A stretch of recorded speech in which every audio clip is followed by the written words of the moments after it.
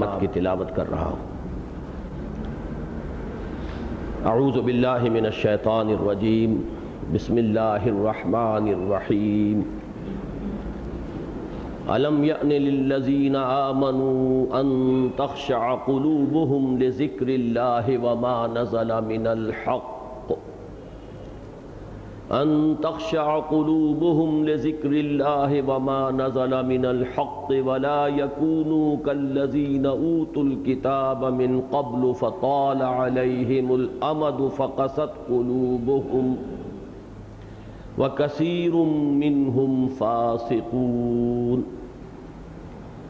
اعلموا ان الله يحيي الارض بعد موتها قد بينا لكم الآيات لعلكم تعقلون ان المصدقين والمصدقات وأقرضوا الله قرضا حسنا يضاعف لهم ولهم أجر كريم والذين آمنوا بالله ورسله أولئك هم الصديقون والشهداء عند ربهم لهم أجرهم ونورهم والذين كفروا وكذبوا بآياتنا أولئك أصحاب الجحيم صدق الله العظيم۔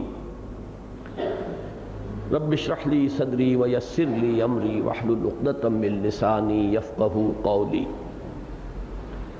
اللهم ربنا الهمنا رشدنا واعذنا من شرور انفسنا۔ اللهم ربنا نور قلوبنا بالإيمان واشرح صدورنا للإسلام ووفقنا لما تحب وترضى آمین یا رب العالمین۔ سورہ حدید کل 29 آیات پر مشتمل ہے۔ اس حساب سے 5 نشستوں میں ہم اس کے نصف سے کچھ زیادہ آگے آ پائے ہیں۔ 15 آیات کا مطالعہ ہم کر چکے ہیں، اور آج جیسا کہ میں نے عرض کیا ارادہ ہے کہ 4 آیات کا مزید مطالعہ کر لیں۔ پچھلے 5 نشستوں میں جو 15 آیات ہم نے پڑھی ہیں، ان کے مضامین کو ذہن میں دوبارہ سلسلے وار ربط کے ساتھ تازہ کر لینا چاہیے۔ اس کے لیے سہولت اس طرح ہو جاتی ہے کہ تقسیم کر لیا جائے۔ پہلی 6 آیات کا بار بار ذکر آیا ہے کہ معرفت خداوندی کا بہت بڑا خزانہ۔ میں پھر دہرا رہا ہوں یہ بات کہ ہمارے دین کا لب لباب تعلق مع اللہ۔ تعلق مع اللہ کے 2 پہلو، ایک علمی ایک عملی۔ علمی پہلو معرفت رب، عملی پہلو عبادت رب۔ تو معرفت رب کا جہاں تک تعلق ہے، ذات و صفات باری تعالیٰ کے بیان میں پہلی 6 آیات نہایت جامع ہیں، بہت گمبھیر ہیں، اور بڑے چوٹی کے علمی مسائل اس میں زیر بحث آئے۔ لیکن ظاہر بات ہے کہ ان کی تمام تر اہمیت علمی ہے۔ اس کے بعد کی 5 آیات میں دین کا جو عملی پہلو ہے، اس کا لب لباب، اس کا خلاصہ۔ ان 5 آیات میں بھی تقسیم یہ کہ پہلی آیت میں 2 اصطلاحات کے حوالے سے کل تقاضا، آمنوا باللہ ورسولہ وانفقوا مما جعلکم مستخلفین فیہ۔ ایمان لاؤ اللہ پر، اس کے رسول پر، جیسے کہ ایمان کا حق ہے، اور خرچ کر دو اس کے راستے میں ان تمام چیزوں میں سے کہ جس میں اس نے تمہیں مستخلف بنایا ہے، تمہیں کچھ اختیار دے دیا ہے۔ یہ صرف ایک ظاہری اختیار ہے، وہ بھی تمہارا اپنا حاصل کردہ نہیں ہے بلکہ عطا کردہ ہے۔ تم مالک نہیں خلیفہ ہو، خلیفہ بھی خود نہیں بنے ہو، بنائے گئے ہو۔ لیکن اس سب کے باوجود تمہیں جو مغالطہ ہو جاتا ہے وہ یہ ہے کہ میں مالک ہوں، اور اسی مغالطے میں ساری گمراہی ہے۔ اگر تم حقیقت کو جان لو کہ تم مالک نہیں خلیفہ ہو، خلیفہ بھی بنے نہیں ہو، بنائے گئے ہو، تو پھر تم اس عملی تقاضے کو بآسانی پورا کر سکو گے کہ اس میں سے زیادہ جان دی ہوئی اسی کی تھی، حق تو یہ ہے کہ حق ادا نہ ہوا، اسی کی راہ میں خرچ کر دیا گیا۔ اب اس کے بعد دو آیات میں ایک آیت میں ذرا ملامت کا، زجر کا، تنبیہ کا، جھنجھوڑنے کا انداز، وما لکم لا تؤمنون باللہ وما لکم الا تنفقوا فی سبیل اللہ، دو ہی تقاضے تھے، دونوں پر جھنجھوڑنے کا معاملہ آ گیا۔ اس کے ساتھ ایک آیت ہو گئی۔ پہلی آیت کے ساتھ ایمان اگر کوئی شخص محسوس کرے اپنے قلب میں جھانک کر کہ وہ یقین والا ایمان تو موجود نہیں ہے، تو عملی ہدایت کہاں سے ملے گا؟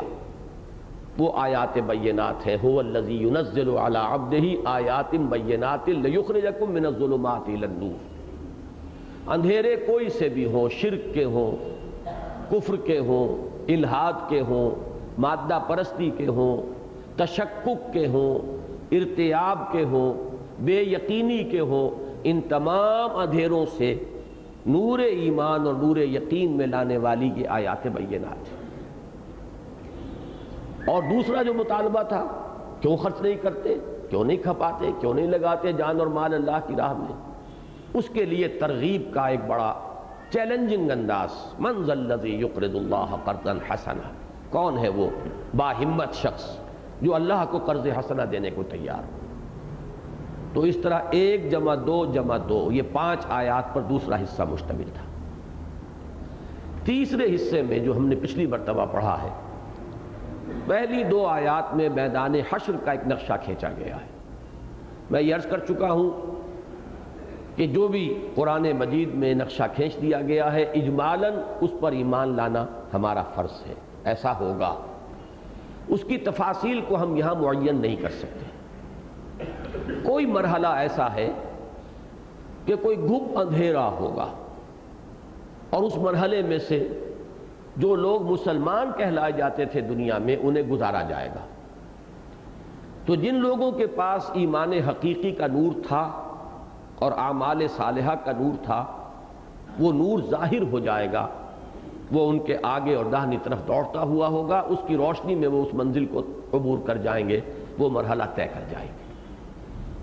جو منافق تھے، جن کے دلوں میں وہ نور ایمان نہیں تھا، نہ ہی کوئی اعمال صالحہ کا کسب وہ کر سکے تھے، وہ اندھیرے میں ہوں گے، وہ پکار کر کہیں گے اہل ایمان سے کہ ذرا ٹھہرو، ہمیں کچھ مہلت دو، ہم تمہاری روشنی سے فائدہ اٹھا لیں۔ انظرونا نقتبس من نورکم، کوئی کہنے والا کہے گا، قیلا مجہول کا صیغہ ہے، ارجعوا وراءکم فالتمسوا نورا، اگر لوٹ سکتے ہو تو پیچھے کی طرف لوٹ جاؤ، چلے جاؤ دنیا میں واپس، اگر ممکن ہے وہاں سے نور تلاش کرو۔ یہ نور وہاں سے کما کر لایا گیا ہے۔ اس کے بعد ایک فصیل حائل کر دی جائے گی، فضرب بینہم بسور لہ باب باطنہ فیہ الرحمہ وظاہرہ من قبلہ العذاب۔ جو آگے نکل گئے تھے فصیل کے اندر ہوں گے، اس کے اندر اللہ کی رحمت ہوگی، اور جو باہر رہ گئے ظاہرہ من قبلہ العذاب، اس فصیل سے باہر کی طرف اللہ کا عذاب جو ہے وہ ظاہر ہو جائے گا یا اس کا نزول شروع ہو جائے گا۔ ان 2 آیتوں میں تو یہ نقشہ کھینچا گیا۔ اب اس کے حوالے سے بات فرمائی گئی کہ وہ لوگ جو باہر رہ گئے، اندر والوں کو پکار کر کہیں گے، ینادونہم، اب یہ ندا جو ہے خود ظاہر کر رہا ہے لفظ کہ کوئی فصیل حائل ہو چکی ہے، اب یہ پکار کر کہہ رہے ہیں، یقولون نہیں ہے، ینادونہم، الم نکم معکم، کیا ہم تمہارے ساتھ نہ تھے؟ دنیا میں تو ہم ساتھ ہی تھے، ساتھ نمازیں پڑھتے تھے، عبداللہ ابن ابی بھی پہلی صف میں کھڑا ہوتا تھا، تو ہم تو وہاں مسلمان سمجھے جاتے تھے، ساتھی تھے۔ یہ آج کیا ہوا؟ یہ زمین و آسمان کا فرق، اتنا بڑا فصل، اتنی عظیم فصیل حائل ہو گئی۔ اس کے جواب میں اب وہ اہل ایمان جو کہیں گے، قالوا بلا، کیوں نہیں، یہ صحیح ہے کہ تم ہمارے ساتھ تھے، وَلَكِنَّكُمْ فَتَنْتُمْ أَنفُسَكُمْ وَتَرَبَّصْتُمْ وَارْتَبْتُمْ وَغَرَّتْكُمُ الْأَمَانِيُّ حَتَّى جَاءَ أَمْرُ اللَّهِ وَغَرَّكُمْ بِاللَّهِ الْغَرُورُ۔ میں نے پچھلی مرتبہ عرض کیا تھا کہ یہ بھی اس سورہ مبارکہ کی بڑی جامع اور گمبھیر اور پروفاؤنڈ آیات میں سے ایک آیت ہے۔ پہلے حصے میں قرآن مجید کی عظیم ترین آیات میں سے وہ ایک آیت ہے، بلکہ فلسفے کی سطح پر اور حکمت کی سطح پر عظیم ترین ہے۔ عظیم ترین آیات میں سے ایک نہیں بلکہ عظیم ترین۔ هو الاول والآخر والظاہر والباطن وہو بکل شیء علیم، جس کے بارے میں کہ امام رازی رحمۃ اللہ علیہ کے الفاظ میں نے آپ کو سنائے، اعلم ان ھذا المقام مقام غامض عمیق مہیب، خبردار ہوشدار کہ رہبر دم تیغست قدم رہا۔ دوسرے حصے میں وہ آیہ مبارکہ آیت نمبر 7، کل تقاضے دین کے دو اصطلاحات میں، آمنوا باللہ ورسولہ وانفقوا مما جعلکم مستخلفین فیہ فالذین آمنوا منکم وانفقوا لہم اجر کبیر۔ تیسرے حصے کی یہ آیت مبارکہ نفاق کے مراحل کا ذکر ہو رہا ہے۔ پہلا قدم کیا ہے؟ ایک شخص مال اور اولاد کی محبت میں کچھ زیادہ گرفتار ہو جائے۔ توحید اور ایمان کا تقاضا کیا ہے؟ اللہ اور اس کے رسول کی محبت اور اللہ کی راہ میں جہاد کی محبت تمام محبتوں پر غالب رہے۔ قل ان کان آباؤکم وابناؤکم واخوانکم وازواجکم وعشیرتکم واموال اقترفتموها وتجارۃ تخشون کسادها ومساکن ترضونها احب الیکم من اللہ ورسولہ وجہاد فی سبیلہ فتربصوا حتی یاتی اللہ بامرہ واللہ لا یہدی القوم الفاسقین۔ یہ 8 محبتیں ہیں، 5 علائق دنیاوی، 3 مال و اسباب دنیاوی۔ علائق دنیاوی میں قریب ترین کون ہو سکتے ہیں؟ اے نبی ان سے کہہ دیجئے اگر تمہیں تمہارے باپ، تمہارے بیٹے، تمہارے بھائی، تمہاری بیویاں اور تمہارے رشتہ دار، باقی سب تو ان کے بعد ہی آئیں گے نا، کنبہ، قبیلہ، قوم، خاندان، نوع انسانی، ہیومنزم، انسان کی محبت، یہ ساری چیزیں بعد میں آئیں گی۔ ہاتھی کے پاؤں میں سب کے پاؤں، 5 یہ قریب ترین بنا دی۔ اور مال کی 3 شکلیں، وہ مال جو تم نے محنت سے کما کر جمع کیے ہیں، وہ کاروبار جو محنت سے جمائے ہیں، اب ان کے کساد کا تمہیں اندیشہ رہتا ہے، اور وہ بلڈنگیں، وہ جائیدادیں، وہ حویلیاں جو تم نے بڑے ارمانوں سے اور بڑے ہی ان کو بنایا ہے اور سجایا ہے۔ اگر یہ 8 محبتیں، اسی کو علامہ اقبال نے ایک شعر میں جمع کیا ہے، یہ مال و دولت دنیا، یہ رشتہ و پیوند، بتان وہم و گماں لا الہ الا اللہ۔ لیکن یہی بتان وہم و گناہ ہے کہ جو در حقیقت ہمارا مطلوب و مقصود بن جاتے ہیں۔ اگر کوئی شخص سمجھ لے کہ یہ بتان وہم و گماں ہے تو ہی بیڑا پار ہوگا۔ یہ مال و دولت دنیا، یہ رشتہ و پیوند۔ اب ان چیزوں کی محبت اگر اس مطلوبہ حد سے زیادہ بڑھ جاتی ہے تو گویا کہ انسان نے اپنے آپ کو اپنے ہاتھوں فتنے میں ڈال دیا۔ اس کا نتیجہ کیا نکلے گا؟ تربص، گو مگو کی کیفیت، چلوں نہ چلوں، بڑھوں نہ بڑھوں، ذرا تیل دیکھو، تیل کی دھار دیکھو، دیکھو ذرا اونٹ کس کروٹ بیٹھتا ہے۔ انگریزی میں اس کے لیے بہترین اصطلاح ہے کیلکولیٹنگ مائنڈ۔ ایک ذہن وہ ہوتا ہے جو اصل میں فیصلہ کرتا ہے کہ کوئی شے حق ہے یا باطل، حق ہے تو قبول، باطل ہے تو رد، اور جب حق کو قبول کر لیا تو ہر چہ بعد آباد ماں کشتی درا بنداختے۔ ایک کیلکولیٹنگ مائنڈ ہوتا ہے، کتنے فیصد امکان ہے، حق تو ہے لیکن بہرحال یہ بھی دیکھنا چاہیے کہ اس کے غالب آنے کا کوئی امکان بھی ہے کہ نہیں ہے۔ ہارنے والی پارٹی کے ساتھ اپنے آپ کو اٹیچ کر لینے کا کوئی فائدہ نہیں ہوگا، کچھ بچ بچ کر چلو، کچھ ذرا انتظار کرو، دیکھو حالات کیا کروٹ لیتے ہیں، اونٹ کس کروٹ بیٹھتا ہے۔ یہ کیلکولیٹنگ مائنڈ ہے۔ تو یہ نتیجہ ہے اس کا کہ جب مال و دولت دنیا اور رشتہ و پیوند کی محبت جو ہے اس نے جکڑ لیا تو اب وہ چلنے نہیں دے گی۔ تپتی راہیں مجھ کو پکارے، دامن پکڑے چھاؤں گھنیری۔ اس تذبذب کا نتیجہ یہ نکلتا ہے کہ اب جو تھوڑی بہت پونجی بھی تھی ایمان کی، اس میں شکوک و شبہات کے کانٹے اب چبھنے شروع ہو جاتے ہیں۔ پتہ نہیں ہونا بھی ہے کہ نہیں ہونا، آخرت فی الواقع ہے بھی کہ نہیں، یہ بات میں چاہتا ہوں اچھی طرح سمجھ لیں، عمل سے یقین بڑھتا ہے، بے عملی سے جو رہی صحیح پونجی ہے اس کے اندر بھی کمی آتی ہے۔ ان دونوں چیزوں کے اندر ایک لازم و ملزوم کا تعلق ہے۔ ایمان اور یقین سے عمل پیدا ہوگا، عمل سے ایمان و یقین میں اضافہ ہوگا، پھر اس اضافہ شدہ ایمان و یقین سے عمل کے اندر اور ایک نئی شان پیدا ہوگی، اضافہ ہوگا، اس کی شدت میں اور ترقی ہوگی، اس سے پھر اور یقین پیدا ہوگا۔ یہ ایک سپائرل ہے، یہ سیڑھی اوپر کو چلی جائے گی، اور سکون و حال ہے قدرت کے کارخانے میں، لازماً یا تو آپ آگے بڑھیں گے اور یا پھر یہاں سکون نہیں ہوگا یا پیچھے ہٹنے شروع ہو جائے گے۔ ذرا سا تذبذب ہوا اور اس شکوک و شبہات کی چیونٹیاں جو ہیں وہ اندر رنگنی شروع ہو جائیں گی، اعصاب کے اندر اس کے اثرات نمایاں ہوں گے، اس سے اور عمل کے اندر کوتاہی ہوگی، اس سے مزید شکوک و شبہات اس کے اندر اور اضافہ ہوگا، تو یا ریورس گیئر لگے گا اور یا یہ کہ آگے آدمی چلے گا۔ تو یہ تیسرا نتیجہ ہے اصل وَارْتَبْتُمْ، پھر تم شکوک و شبہات میں مبتلا ہو گئے۔ وَغَرَّتْكُمُ الْأَمَانِي، اس کیفیت میں بھی انسان کے اندر جو ضمیر نام کی ایک شے ہے، وہ جب اس میں خلش ہوتی ہے تو کچھ نہ کچھ اسے اپنے آپ کو دھوکہ دینے کے لیے کچھ مواد چاہیے۔ قرآن مجید نے سورہ بقرہ کے بالکل آغاز میں فرمایا ہے یخادعون اللہ والذین آمنوا وما یخدعون الا انفسهم، سیلف ڈسیپشن، اپنے آپ کو دھوکہ دینا۔ اس دھوکہ دینے کی ایک شکل ہے امانی، وشفل تھنکنگ، کہ جب ضمیر میں خلش ہو تو اس کو سلانے کے لیے آخر ہم کلمہ گو تو ہیں، حضور کے دامن سے وابستہ تو ہیں، نمازیں تو پڑھ رہے ہیں، فلاں نیکی تو ہم نے کی ہے، ہم تو بخشے بخشائے ہیں، نحن ابناء اللہ واحباہ، ہم تو نبیوں کی اولاد میں سے ہیں، جیسے بنی اسرائیل کو زعم ہوا۔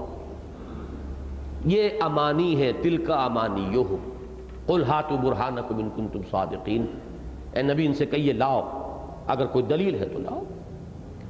تو یہ پھر انسان اپنے آپ کو دھوکہ دینے کے لیے امانی ایجاد کرتا ہے، اور اس وشفل تھنکنگ کو پھر وہ عقیدے کی صورت دیتا ہے اپنے آپ کو مطمئن کرنے کے لیے، اور اس سے جو رہی کہیں صحیح کسر ہے وہ شیطان لعین ایک آخری حربے سے پوری کر دیتا ہے۔ وہ اللہ تعالیٰ کے بارے میں وہ بڑا غفور ہے، بڑا کریم ہے، بڑا نکتہ نواز ہے، بڑا بخشنہار ہے۔ اب یہ جو اللہ تعالیٰ کی شان کریمی اور شان غفاری اور شان ستاری اور شان رحیمی کے حوالے سے پھر اور لوریاں دے دے کر تھپک تھپک کر سلانا، اس کو یہاں منسوب کیا شیطان کی طرف۔ وَغَرَّكُمْ بِاللَّهِ الْغَرُورُ، اور تمہیں خوب دھوکہ دیا اللہ پر، اس نے جو انتہائی دھوکے باز ہے۔ یہ غین کے زبر کے ساتھ ہے غرور، آگے آئے گا اگلے سبق میں غین کے پیش کے ساتھ غرور۔ وَمَا الْحَيَاةُ الدُّنْيَا إِلَّا مَتَاعُ الْغُرُورِ، غرور مصدر ہے، غرور فعول کے وزن پر، یہ مبالغے کا صیغہ، انتہائی دغاباز۔ شکور مصدر ہے، شکور شین کے زبر کے ساتھ، انتہائی شکر گزار، شکور۔ غرور انتہائی دھوکے باز۔ میں نے اشارہ کیا تھا کہ آخری پارے میں جو سورہ انفطار ہے اس کا مرکزی مضمون یہی ہے، یا ایھا الانسان ما غرک بربک الکریم الذی خلقک فسواک فعدلک فی ای صورۃ ما شاء رکبک کلا بل تکذبون بالدین وان علیکم لحافظین کراما کاتبین یعلمون ما تفعلون، کہ یہ جو اپنے رب کی کریمی پر اور رحیمی پر اور غفوری پر اور ستاری پر جو دھوکہ کھا رہے ہو، در حقیقت یہ جزا و سزا کا انکار بن جاتا ہے۔ پھر جزا و سزا کی نفی ہو گئی۔ اللہ تعالیٰ کی شان کریمی اور شان غفاری سے تو کوئی بعید نہیں، تمام انسانوں کو بخشتے، بڑے سے بڑے کافر کو بخشتے، لیکن اللہ نے فرمایا ہے جزا و سزا ہو کر رہے گی، بدلہ مل کر رہے گا۔ تو اس کا کیا معنی ہے کہ تم اس معاملے میں اس درجے تجاوز کر رہے ہو کہ اس سے وہ کلا بل تکذبون بالدین، وہ جزا و سزا کا انکار ہو رہا ہے، اور یہ دھوکہ تمہیں دے رہا ہے وہ شیطان لعین۔ وغرکم باللہ الغرور فالیوم لا یؤخذ منکم فدیۃ ولا من الذین کفروا، اب اس میں پھر انجام جو ہے بتا دیا گیا۔ ایک نقشہ دکھایا گیا تھا میدان حشر کے حوالے سے کہ دودھ کا دودھ پانی کا پانی جدا کر دیا جائے گا، مومنین صادقین آگے نکل جائیں گے، منافقین پیچھے رہ جائیں گے، فصیل حائل ہو جائے گی۔ ادھر اللہ کی رحمتوں کا نزول شروع ہو جائے گا، ادھر اللہ کے عذاب کا ظہور شروع ہو جائے گا۔ آخری الفاظ کے اندر پھر اس انجام کو مزید کھول کر واضح کر دیا گیا، اور اس میں جیسا کہ میں نے عرض کیا تھا کہ کچھ طنز کا رنگ بھی ہے۔ فَالْيَوْمَ لَا يُؤْخَذُ مِنْكُمْ فِدْيَةٌ وَلَا مِنَ الَّذِينَ كَفَرُوا، یہاں جو کافروں کا ذکر ہو رہا ہے وہ ان کی اس بات کے جواب میں کہ أَلَمْ نَكُمْ مَعَكُمْ، انہوں نے یہ کہا تھا کہ کیا ہم تمہارے ساتھ نہ تھے؟ دنیا میں تم اہل ایمان کے ساتھ تھے، یہاں تمہارا انجام کافروں کے ساتھ ہوگا۔ فَالْيَوْمَ لَا يُؤْخَذُ مِنْكُمْ فِدْيَةٌ وَلَا مِنَ الَّذِينَ كَفَرُوا، تو آج نہ تم سے کوئی فدیہ قبول کیا جائے گا، نہ ان سے جنہوں نے کھلم کھلا کفر کیا تھا۔ مَأْوَاكُمُ النَّارُ، یہ ہے اس میں طنز۔ اب تمہاری پناہ گاہ تو آگ ہے۔ اب پناہ گاہ کا لفظ ماوا، ملجا، ماوا اس جگہ کو کہتے ہیں جہاں انسان کسی تکلیف سے بچنے کے لیے، کسی خطرے اور اندیشے سے بھاگ کر کہیں جاتا ہے، سر چھپانے کو، جان بچانے کو، وہ لفظ استعمال کیا مأواکم النار ہی مولاکم، اور اس سے آگے وہی اب تمہاری رفیق اور ہمدرد اور دمساز جو بھی ہے وہی ہے، جو دکھ درد کہنا ہے اس سے کہو، دکھ سکھ جو ہے وہ اس کے ساتھ ہے دوبارہ، تو یہی تمہاری مولا ہے، وبئس المصیر، اور بہت ہی برا ٹھکانہ ہے۔ اب اگلی 4 آیات جو آج ہمیں پڑھنی ہے، ان میں جو مضمون آ رہا ہے اور جس طرح یہ چاروں آیات باہم مربوط ہیں، اس مضمون کا عنوان اپنے ذہن میں جما لیجئے، سلوک قرآنی۔ سلوک کہتے ہیں راستہ چلنے کو، سالک چلنے والا، اور یہ لفظ جو ہے عام طور پر تصوف کے حلقے میں مستعمل ہے، سالک، کہ سالک بے خبر نبوت راہ و رسم منزل ہا۔ لیکن سلوک کے جو تصورات ہمارے ہاں عام طور پر اہل تصوف کے حلقوں میں پائے جاتے ہیں، قرآن مجید جو سلوک پیش کرتا ہے وہ کچھ مختلف ہے، اپنی جگہ پر ایک مکمل نظام۔ میں حوالہ دینا چاہتا ہوں کہ سید احمد شہید رحمۃ اللہ علیہ نے جب اپنی اس دعوت اصلاح اور دعوت توبہ اور پھر دعوت جہاد کا آغاز فرمایا، تو وہ جہاں 4 جو سلسلے مسلمانوں میں پہلے سے متعارف اور متداول چلے آ رہے تھے، سلسلہ نقشبندیہ، قادریہ، چشتیہ، سہروردیہ، ان 4 میں بھی بیعت کرتے تھے، اور ایک نئی بیعت 5ویں بیعت تھی سلسلہ محمدیہ صلی اللہ علیہ وسلم۔ اس سے پہلے تو یہ نام کبھی کسی نے سنا ہی نہیں تھا۔ بات واضح کرنا چاہتے تھے کہ حضور کا طریقہ جو تھا تصوفی کا لفظ اگر آپ ضرور استعمال کرنا چاہتے ہیں تو وہ کچھ مختلف تھا۔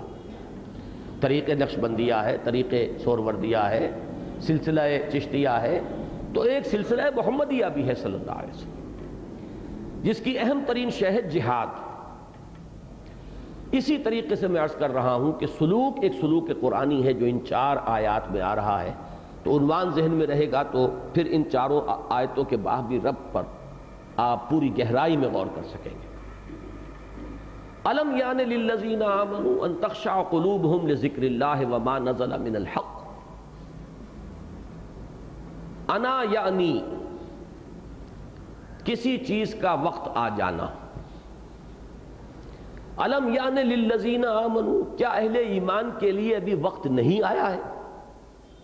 ان تخشع قلوبہم، خشوع کہتے ہیں جھکاؤ کو، جھک جانا۔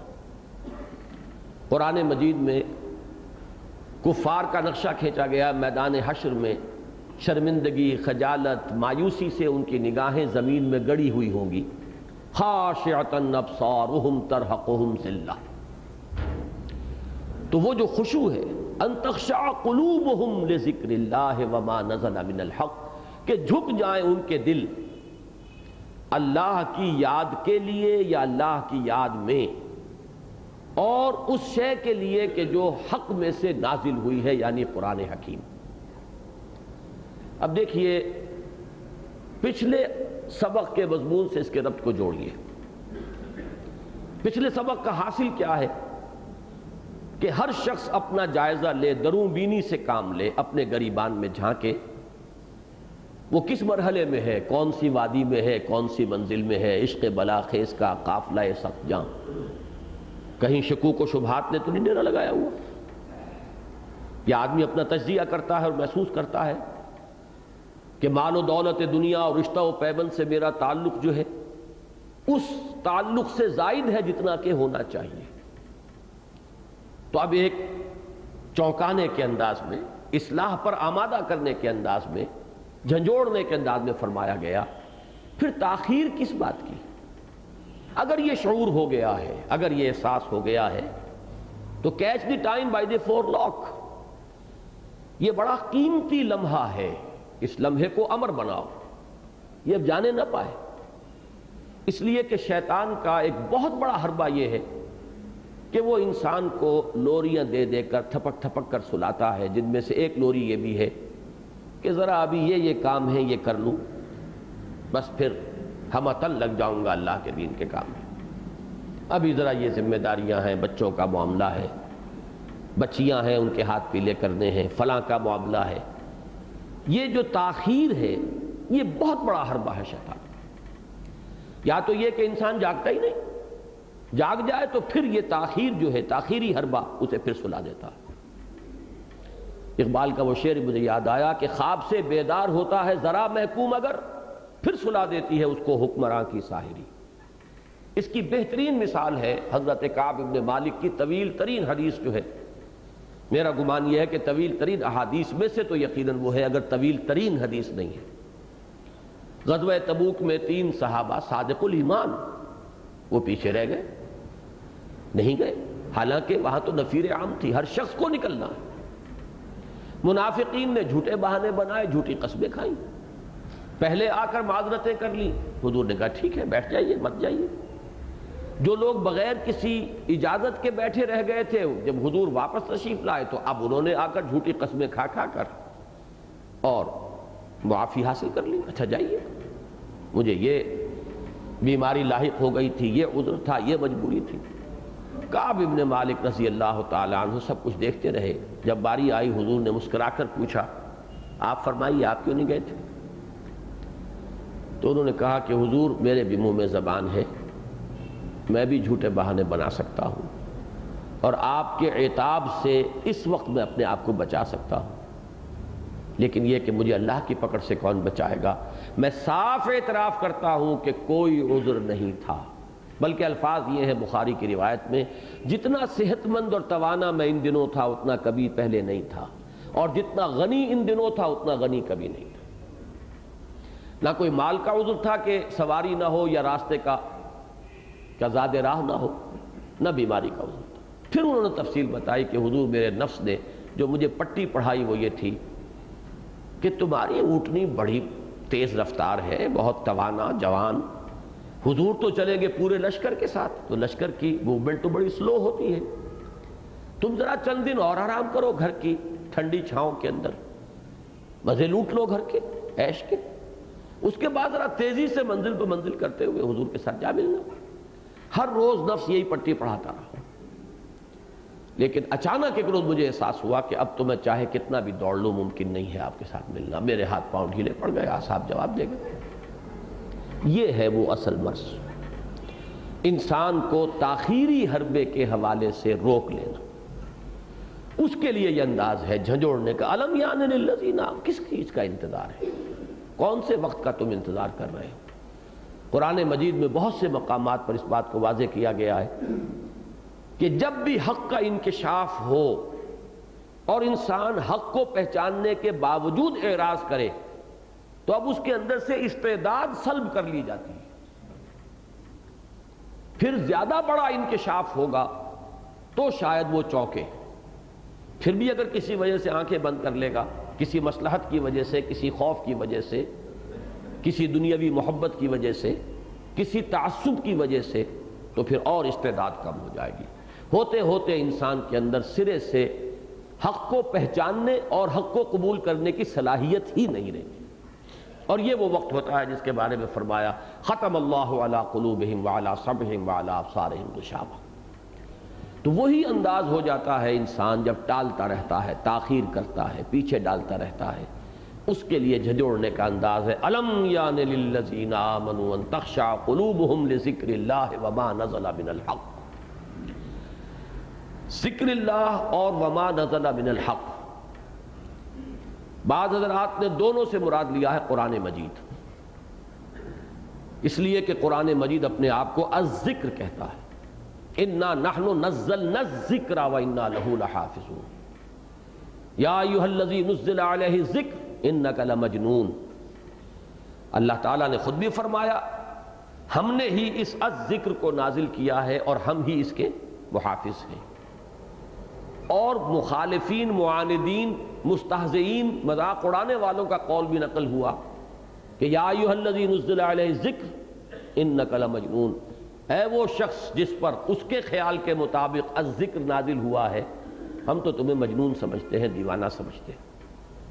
تو الذکر یہ قرآن ہے، وانزلنا الیک الذکر لتبین للناس ما نزل الیہم، اور اے نبی ہم نے یہ الذکر آپ پر نازل کیا ہے تاکہ آپ اسے واضح کریں، اس کی تبیین کریں ان لوگوں کے لیے جن کے لیے یہ نازل کیا گیا۔ تو ایک تو مفہوم یہ ہے کہ الذکر تو قرآن ہے، اور وما نزل من الحق، ظاہر بات ہے کہ جو حق میں سے نازل ہوا وہ قرآن مجید ہے۔ تو گویا کہ دونوں کا مفہوم ایک ہوا، تو واو یہاں پر آئے گا اب واو تفسیری کے معنی میں، یعنی وہ شے ذکر یعنی وہ جو نازل ہوا ہے الحق سے، تو یہ واو تفسیری بن جائے گا۔ اسے واو عطف مانا جائے تو ذکر کو عام رکھیں گے، جیسے کہ سورہ عنکبوت میں آتا ہے 21ویں پارے کی پہلی آیت اتل ما اوحی الیک من الکتاب واقم الصلاۃ ان الصلاۃ تنہی عن الفحشاء والمنکر ولذکر اللہ اکبر واللہ یعلم ما تصنعون۔ نماز بھی ذکر کے لیے ہے، قرآن بھی ذکر ہے، اور بھی جو ذکر کے حضور صلی اللہ علیہ وسلم سے طریقے ثابت ہوں وہ بھی اس میں شامل ہو جائیں گے عموم کے اندر۔ تو دونوں باتیں جو ہیں نتیجے کے اعتبار سے کوئی فرق واقع نہیں ہوتا، اور یہاں پھر ایک مرتبہ گویا کہ اس بات کی تاکید ہو گئی کہ اصل شے ہے ایمان، اور ایمان کا منبع اور سرچشمہ ہے یہ قرآن۔ تو کیا وقت نہیں آ گیا اہل ایمان کے لیے کہ ان کے دل جھک جائیں اس قرآن کے سامنے، قبول حق کے لیے دلوں کے اندر ایک انقیاد کی کیفیت پیدا ہو جائے۔ وَلَا يَكُونُوا كَالَّذِينَ أُوتُوا الْكِتَابَ مِن قَبْلُ، اور وہ نہ ہو جائیں، یکونو یہ حالت نسبی میں بھی ہو سکتا ہے، حالت جزم کی کیفیت میں بھی۔ نسبی ہوگا تو وہ ان جو پہلے تھا، ان تخشع، یہ اسی کے ساتھ ہوگا وَأَلَّا يَكُونُوا، اور کہ نہ ہو جائیں وہ، اور اگر جزم مانا جائے گا تو یہ فعل نہیں ہو جائے گا، اور انہیں نہیں ہو جانا چاہیے ان لوگوں کے مانند وَلَا يَكُونُوا كَالَّذِينَ أُوتُوا الْكِتَابَ مِن قَبْلُ، جنہیں پہلے کتاب دی گئی تھی فَطَالَ عَلَيْهِمُ الْأَمَدُ فَقَسَتْ قُلُوبُهُمْ، تو ان پر ایک طویل مدت بیت گئی تو ان کے دل سخت ہو گئے، وَكَثِيرٌ مِّنْهُمْ فَاسِقُونَ، اور اب ان میں سے بڑی تعداد فاسقوں پر مشتمل ہے۔ میں نے بالکل ابتدا میں عرض کیا تھا کہ ان صورتوں میں اہل کتاب کا ذکر آتا ہے بطور نشان عبرت، یہاں یہود کا ذکر آیا ہے بطور نشان عبرت، اور اس سورہ مبارکہ کے آخر میں ذکر آئے گا حضرت مسیح علیہ السلام کے پیرووں کا کہ ان سے ایک غلطی ہوئی تھی، اے مسلمانوں تمہیں ان سے بچنا ہے۔ تو اہل کتاب یہاں براہ راست مخاطب نہیں ہے، خطاب کلیتاً اہل ایمان سے ہے، مسلمانوں سے ہے۔ مسلمانوں میں مومنین صادقین بھی ہیں، ضعیف الایمان بھی ہیں، اور منافقین بھی شامل ہیں، اس لیے کہ قانوناً منافق بھی مسلمان ہوتا ہے، لیکن خطاب یہاں بالکلیہ مسلمانوں سے ہے، کفار سے نہیں ہے، نہ مشرکین سے اور نہ نصارہ یا یہود سے۔ لیکن مثال دی گئی ہے کہ تم پہلی امت نہیں ہو، تم سے پہلے بھی امت تھی، انہیں کتاب دی گئی، شریعت دی گئی، ان میں نبیوں کا سلسلہ جاری رہا، بلکہ اس امت کی تاریخ کا آغاز اگر حضرت موسیٰ علیہ السلام سے مانا جائے تو ابتدا میں بھی 2 رسول، حضرت موسیٰ کے ساتھ حضرت ہارون بھی رسول، اور آخری جو ہے وہ پھر 2، حضرت عیسیٰ بھی ہے، حضرت یحییٰ بھی، ہم عصر دونوں موجود ہیں۔ تو وہاں اتنے نبی آئے، کتابیں آئیں، لیکن یہ کہ ان کے ساتھ کیا ہوا؟ جیسے جیسے وقت گزرا ان کے دل سخت ہوتے چلے گئے۔ یہ نہیں کہ کتاب ان کے پاس نہیں تھی، کتاب تھی، شریعت تھی، نبیوں کے نام لیوا تھے، اللہ کو ماننے والے تھے، ان تمام چیزوں کے ہوتے ہوئے دل سخت ہو جایا کرتے ہیں۔ تو دیکھ لو، ان کو اپنے سامنے رکھو بطور نشان عبرت، مبادا تم بھی کہیں انہی کے نقش قدم پر چل رہے ہو، کہیں ایسا تو نہیں۔ یہ پھر وہی بات ہے، ہارٹ سرچنگ کی دعوت دی جا رہی ہے، اپنے غریبانوں میں جھانکو، کہیں ایسی کیفیت تو نہیں۔ یہ دل کی سختی کا جو ذکر یہاں پر آیا ہے، سورہ بقرہ میں اس کا نقشہ کھینچا گیا ہے، بڑے سخت الفاظ ہے، ثم قست قلوبکم فہی کالحجارۃ او اشد قسوۃ وان من الحجارۃ لما يتفجر منه الانہار وان منها لما يشقق فيخرج منه الماء وان منها لما يهبط من خشیۃ اللہ وما اللہ بغافل عما تعملون۔ پھر اے بنی اسرائیل، تمہارے دل سخت ہوتے چلے گئے، اور اب وہ پتھروں کے مانند ہیں، بلکہ ان سے بھی زیادہ سخت، اس لیے کہ پتھروں میں تو ایسے بھی ہیں کہ جن میں سے چشمے پھوٹ بہتے ہیں، چٹانوں میں سے ایسی بھی ہوتی ہیں جو پھٹ جاتی ہیں، ان میں سے پانی نکل آتا ہے، چٹانیں ایسی بھی ہیں جو اللہ کے خوف سے زمیں بوس ہو جاتی ہیں۔ لیکن انسان کے دل میں جب سختی پیدا ہو جاتی ہے تو اس سختی کا مقابلہ اس کائنات کی کوئی دوسری شے نہیں کر سکتی۔ ثم قست قلوبکم فہی کالحجارۃ او اشد قسوۃ، تو یہاں اس کی طرف اشارہ کیا، فطال علیہم الامد فقست قلوبہم، تو ایک طویل مدت جب بیت گئی تو ان کے دل سخت ہو گئے۔ یہاں امام رازی نے حضرت ابوبکر صدیق کا قول نقل کیا ہے، وہ ہماری عبرت کے لیے اور ہمارے سبق آموزی کے لیے بہت مفید ہے۔ وہ بالکل ایسا ہی قول ہے جیسے کہ حضور سے یہ قول منقول ہے کہ آپ نے فرمایا کہ انہ لیغان علی قلبی، میرے دل پر بھی کبھی کبھی ایک حجاب سا طاری ہو جاتا ہے، وانی لاستغفر اللہ 70 مرۃ فی کل یوم، اور میں ہر روز اللہ سے 70 مرتبہ استغفار کرتا ہوں۔ اب یہ کیفیت تو ہے، معاذ اللہ ہم یہ نہیں کہہ سکتے کہ حضور کو تکلف یا تصنع فرما رہے ہیں، ما انا من المتکلفین، تکلف اور تصنع کا کوئی سوال ہی نہیں، اس کوچے میں گزر ہی نہیں۔ کوئی کیفیت تو ہے، لیکن یہ کہ اپنے اوپر ہم قیاس نہیں کر سکتے، کہاں ہمارے حجابات اور کہاں محمد الرسول اللہ صلی اللہ علیہ وسلم کے قلب کے حجابات، لیکن اپنے اپنے مقام اور مرتبے کی حیثیت سے وہ اسے حجاب سے تعبیر کر رہے ہیں۔ ہماری 100 حضوریاں شاید اس پر قربان ہو جائیں، لیکن حضور صلی اللہ علیہ وسلم کے اعتبار سے کوئی شے ہے جسے آپ نے قرار دیا ہے کہ ایک حجاب مجھ پر بھی طاری ہو جاتا ہے۔ انہ لیغان علی قلبی وانی لاستغفر اللہ 70 مرۃ فی کل یوم۔ بالکل یہی معاملہ ہوا، اہل یمامہ کا ایک وفد آیا ہوا تھا حضرت ابوبکر صدیق رضی اللہ تعالیٰ عنہ کے عہد خلافت میں، تو یہ آیات ان کو پڑھ کر سنائی گئیں، جیسے حضور کے زمانے میں بھی جب ایک عیسائیوں کا وفد آیا تھا اور آیات پڑھی گئی تھی قرآن مجید کی تو وہ رو پڑے تھے۔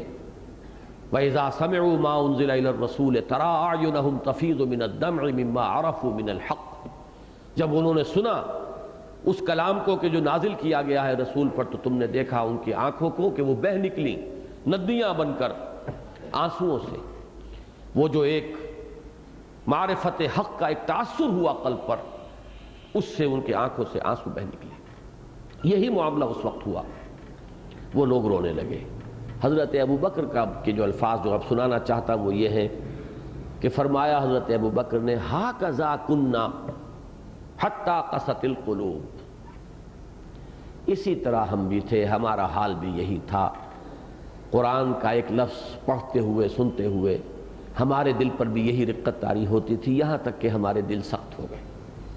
اب دل کی یہ سختی جو ہے میں نے اس لیے ذکر کیا ہے کہ کہیں ہم اپنے آپ کو بالکل امیون نہ سمجھ بیٹھے، ہم سے کیا تعلق دل کی سختی کا۔ تو حضرت ابوبکر صدیق کا اگر یہ احساس ہو رہا ہے کہ حتی قست القلوب، یہاں تک کہ دل سخت ہو گئے، تو تاب دیگرہ چہ رسد، اب دوسروں کا معاملہ کیا ہوگا؟ کون اس سے اپنے آپ کو محفوظ و مامون سمجھے گا؟ تو فرمایا وَلَا يَكُونُوا كَالَّذِينَ أُوتُوا الْكِتَابَ مِن قَبْلُ فَطَالَ عَلَيْهِمُ الْأَمَدُ فَقَسَتْ قُلُوبُهُمْ وَكَثِيرٌ مِّنْهُمْ فَاسِقُونَ۔ اب ظاہر بات ہے جب دل سخت ہو جائے گا تو اس کا نتیجہ نکلے گا انسان کے عمل میں فسق اور فجور۔ اب ان کی بڑی تعداد جو ہے، بہت بڑی تعداد ان میں فاسقین، فساق و فجار پر مشتمل ہے۔ اللہ کے احکام کو توڑتا ہے آدمی، اس کے احساس پر جوں تک نہیں دینگتی، ضمیر چیخ چیخ کر بالآخر مردہ ہو جاتا ہے، اندر سے بھی پھر خلش جو ہے وہ انسان کو نہیں ستاتی۔ اچھا، اب اگر یہ کیفیت انسان محسوس کرے، اس کو پھر نفسیاتی طور پر جیسے کہ وہ نفاق کے مراحل تھے، جو شخص تو نفاق کی اس منزل کو پہنچ چکا ضل ضلالا بعیدا، ان کے لیے ان آیات کے اندر وہ تو پھر یہ کہ طبع اللہ علی قلوبہم، ان کے دلوں پر تو مہر ہو چکی، ان آیات سے بھی ان کے اندر کوئی اثر پیدا نہیں ہوگا۔ یہ کون لوگ ہیں اصل میں جن سے خطاب ہو رہا ہے؟ جن میں وہ مرض ابھی ابتدائی منظروں میں ہے، ابتدائی مراحل میں ہے، ابھی صرف ان کی محبت کی ترازو کی ڈنڈی ذرا سی جھکی ہے، مال و دولت دنیا اور رشتہ و پیوند کی طرف ذرا سا جھکاؤ ہوا ہے، اور ابھی صرف تربص کے اندر مبتلا ہی ہوئے ہیں۔ وہ اگر جاگ جائیں گے، ہوش میں آ جائیں گے، اور وہ ان آیات کو پڑھ کر ان کے اندر احساس اور شعور جو ہے بیدار ہو جائے گا، تو وہ ہے اصل مخاطب۔ کہ ہم انہیں مزید چونکانے کے لیے کہ کہیں شیطان کا کوئی تاخیری حربہ انہیں اب اپنی اصلاح پر قبر بستہ ہونے سے روک نہ لے۔ الم یان للذین آمنوا ان تخشع قلوبہم لذکر اللہ وما نزل من الحق ولا يكونوا كالذین اوتوا الکتاب من قبل فطال علیہم الامد فقست قلوبہم وکثیر منہم فاسقون۔ اب اگر کوئی شخص یہ محسوس کرتا ہے اپنے باطن میں، تو ایک ممکنہ معاملہ یہ ہے کہ اس پر مایوسی طاری ہو جائے، اور مایوسی جو ہے وہ پھر اصلاح کے دروازے کو بند کر دیتی ہے۔ وہ قوت ارادی جو اصلاح کے لیے درکار ہے، مایوسی اسے شل کر دیتی ہے۔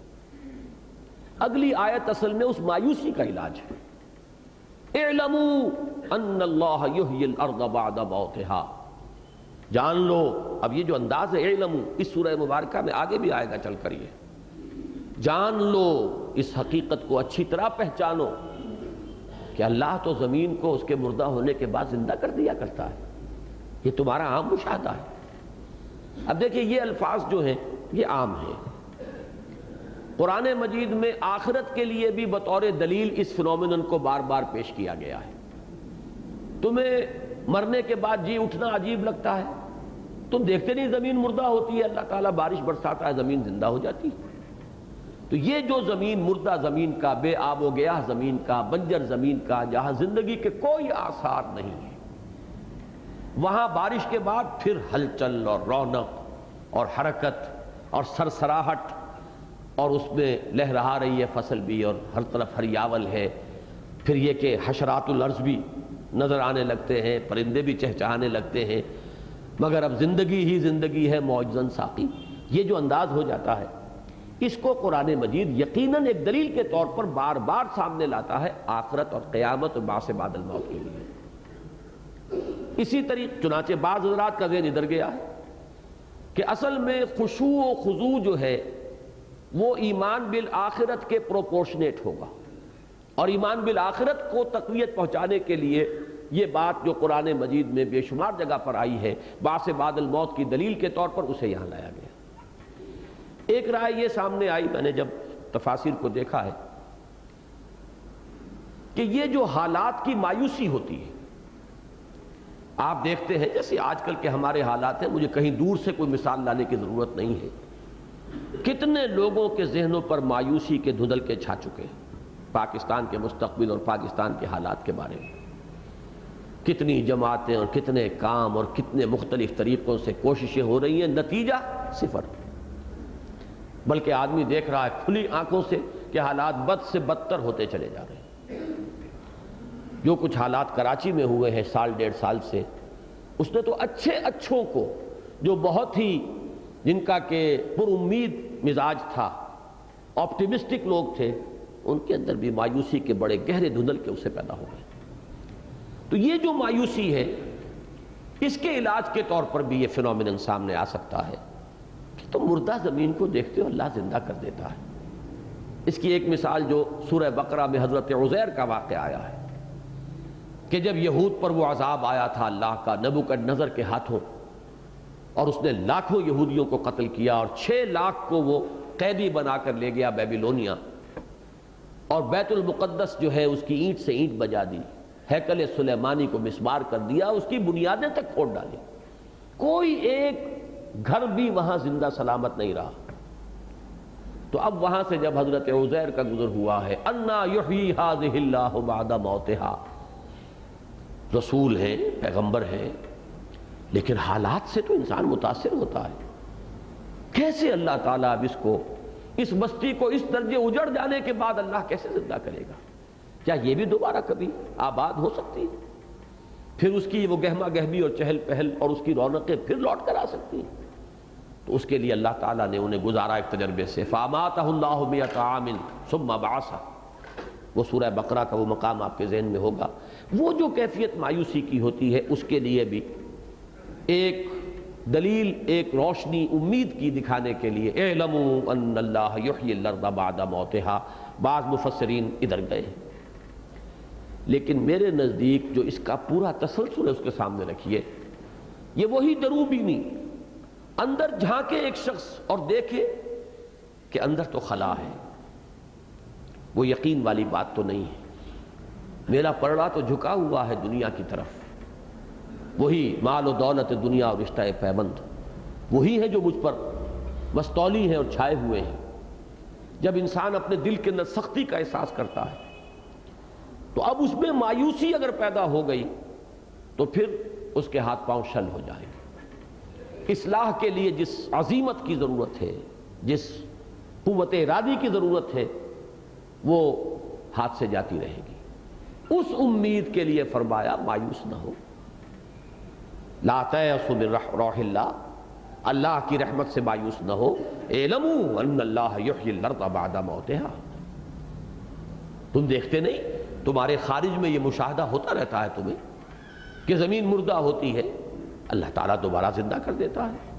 تمہارے دلوں کی زمین بھی اگر مردہ ہو چکی ہے لیکن احساس ہو گیا ہے تو گویا کہ بہت بڑا فضل ہوا ہے اللہ کا تم پر کہ تمہیں وہ احساس ہو گیا۔ اب اس احساس کو اپنا بنیادی سرمایہ بنا کر اصلاح پر کمر بستہ ہو جاؤ، مایوسی کو قریب نہ آنے دو۔ اللہ تعالیٰ تمہارے ان دلوں کی ویران زمین کے اندر، اس اجاڑ بستی کے اندر پھر ایمان کی لہلہاتی ہوئی فصل جو ہے وہ پیدا کر سکتا ہے۔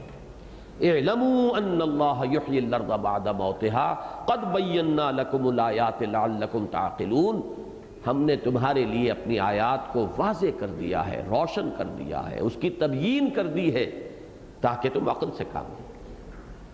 تو میرے نزدیک اس کا تعلق جو ہے وہ انسان کی اپنی باطنی کیفیت کے ساتھ ہے۔ علم یانے سے جو بات شروع ہوئی ہے اسی کے حوالے سے کہ گھبراؤ نہیں، بد دل نہ ہو، مایوس نہ ہو، اصلاح پر کمر کس لو، ارادہ کر لو، اثر نو عزم مصمم کر لو، تو اللہ تعالیٰ کی تائید، توفیق، نصرت، تیسیر تمہارے شامل حال ہوگی۔ اور جس طرح اللہ تعالیٰ مردہ زمین کو دوبارہ حیات تازہ عطا فرما دیتا ہے، تمہارے دلوں کے اندر بھی ایمان کی ایک تازہ فصل جو ہے وہ اگا دے گا۔ البتہ اب دیکھیے اسی تفصیل کو آگے بڑھائیے، زمین میں بھی تو تم ہل چلاتے ہو، کچھ محنت کرتے ہو، گوڈی کرتے ہو، زمین کو تیار کرتے ہو، کچھ کام تمہیں بھی کرنا پڑے گا۔ یہ اگر تسلسل آپ کے سامنے نہیں رہے گا تو یہ آیات بالکل انمل بے جوڑ نظر آئیں گے، لیکن یہ جو مثال میں نے دی ہے اس کے ساتھ اب ہر اپنی جگہ پر اس کا ربط جو ہے ایک ایک آیت کا، بلکہ آیت کے ایک ایک لفظ کا بہت ہی ٹھکا ہوا آپ کو نظر آئے گا۔ ان المصدقین والمصدقات واقرضوا اللہ قرضا حسنا، وہ ہل چلانا جو ہے دلوں کی اس زمین کے اندر بھی ہل چلانا پڑے گا، اس کے اندر کی کثافتوں کو نکالنا پڑے گا۔ اور وہ کیا ہے؟ دل کی کثافت ہے مال کی محبت، اس لیے کہ اصل فیصلہ کن چیز کیا ہے؟ یا حب دنیا یا حب عقبہ، کلا بل تحبون العاجلۃ وتذرون الآخرہ۔ تمہاری ساری گمراہیوں کی جڑ یہی ہے کہ تم عاجلہ سے محبت کرتے ہو اور آخرہ کو تم نظر انداز کر دیتے ہیں۔ بل تؤثرون الحیات الدنیا والآخرۃ خیر وابقیٰ، تمہاری اصل بیماری یہ ہے کہ تم ترجیح دیتے ہو حیات دنیاوی کو، حالانکہ حیات اخروی جو ہے وہ بہت بہتر بھی ہے اور باقی رہنے والی بھی۔ اصل تو گمراہی یہ ہے۔ اور دنیا کی محبت کو اگر آپ سمبولائز کرنا چاہیں تو وہ ہے مال کی محبت۔ لہذا جو حل چلانا ہوگا وہ یہی ہے کہ مال کی اس محبت کو کھرچ کھرچ کر دل سے نکالو، اور اس کی شکل کیا ہے؟ ان المصدقین والمصدقات واقرضوا اللہ قرضا حسنا۔ اب گویا کہ سلوک قرآنی میں اہم ترین شے ہوگی انفاق۔ ایک سلوک ایسا بھی ہو سکتا ہے، میں کسی خاص سلسلے کو ذہن میں رکھ کر نہیں کر رہا ہوں، کوئی شخص ہو سکتا ہے وہ لکھ پتی کروڑ پتی، وہ دولت اپنے کاروبار جمے چلے آ رہے ہوں اور ساری روحانیت صرف ذکر سے طے ہو رہی ہو۔ یقیناً کثرت ذکر جو بھی ہوگی اس کے کچھ اثرات ہوں گے، اس کے کچھ انوار ہوں گے، وہ بغیر انوار کے نہیں ہے، اس کی برکات ہوں گی، لیکن وہ پھر انوار کچھ اور ہیں، ان کا اپنا ایک رنگ ہے۔ سلوک قرآنی جو ہے اس کے لیے پہلا قدم عملی یہ ہے، مال کی محبت کو دل سے نکالو۔ یہ اگر یہاں رہ گیا، جیسے کہ ہمارے منتخب نصاب میں جو اس کا سبق نمبر 2 ہے، لیس البر ان تولوا وجوہکم قبل المشرق والمغرب ولکن البر من آمن باللہ والیوم الآخر والملائکۃ والکتاب والنبیین وآتى المال علی حبہ ذوی القربى والیتامى والمساکین وابن السبیل والسائلین وفی الرقاب واقام الصلاۃ وآتى الزکاۃ۔ اقامت صلاۃ بھی بعد میں ہے، پہلے ہے مال کا خرچ کرنا، دینا، ابناء نو کی احتیاج کو رفع کرنے میں، ان کی تکلیفیں دور کرنے میں اپنا مال خرچ کرنا۔ یہ اس سلوک کا پہلا قدم ہے۔ اس کی بہت سی مثالیں آپ کو قرآن مجید کے دوسرے مقامات سے بھی ملیں گی۔ یہاں تو ذرا کچھ گہرائی میں اتر کر اس ربط کو تلاش کرنا پڑتا ہے۔ بعض مقامات پر یہ مضمون بہت ہی واضح الفاظ میں آیا ہے، اس وقت یہ کام مت کرو، ادھر بعد میں کرنا۔ مثال کے طور پر ایک آیت اس قدر نمایاں ہو کر سامنے آتی ہے، لن تنالوا البر حتی تنفقوا مما تحبون۔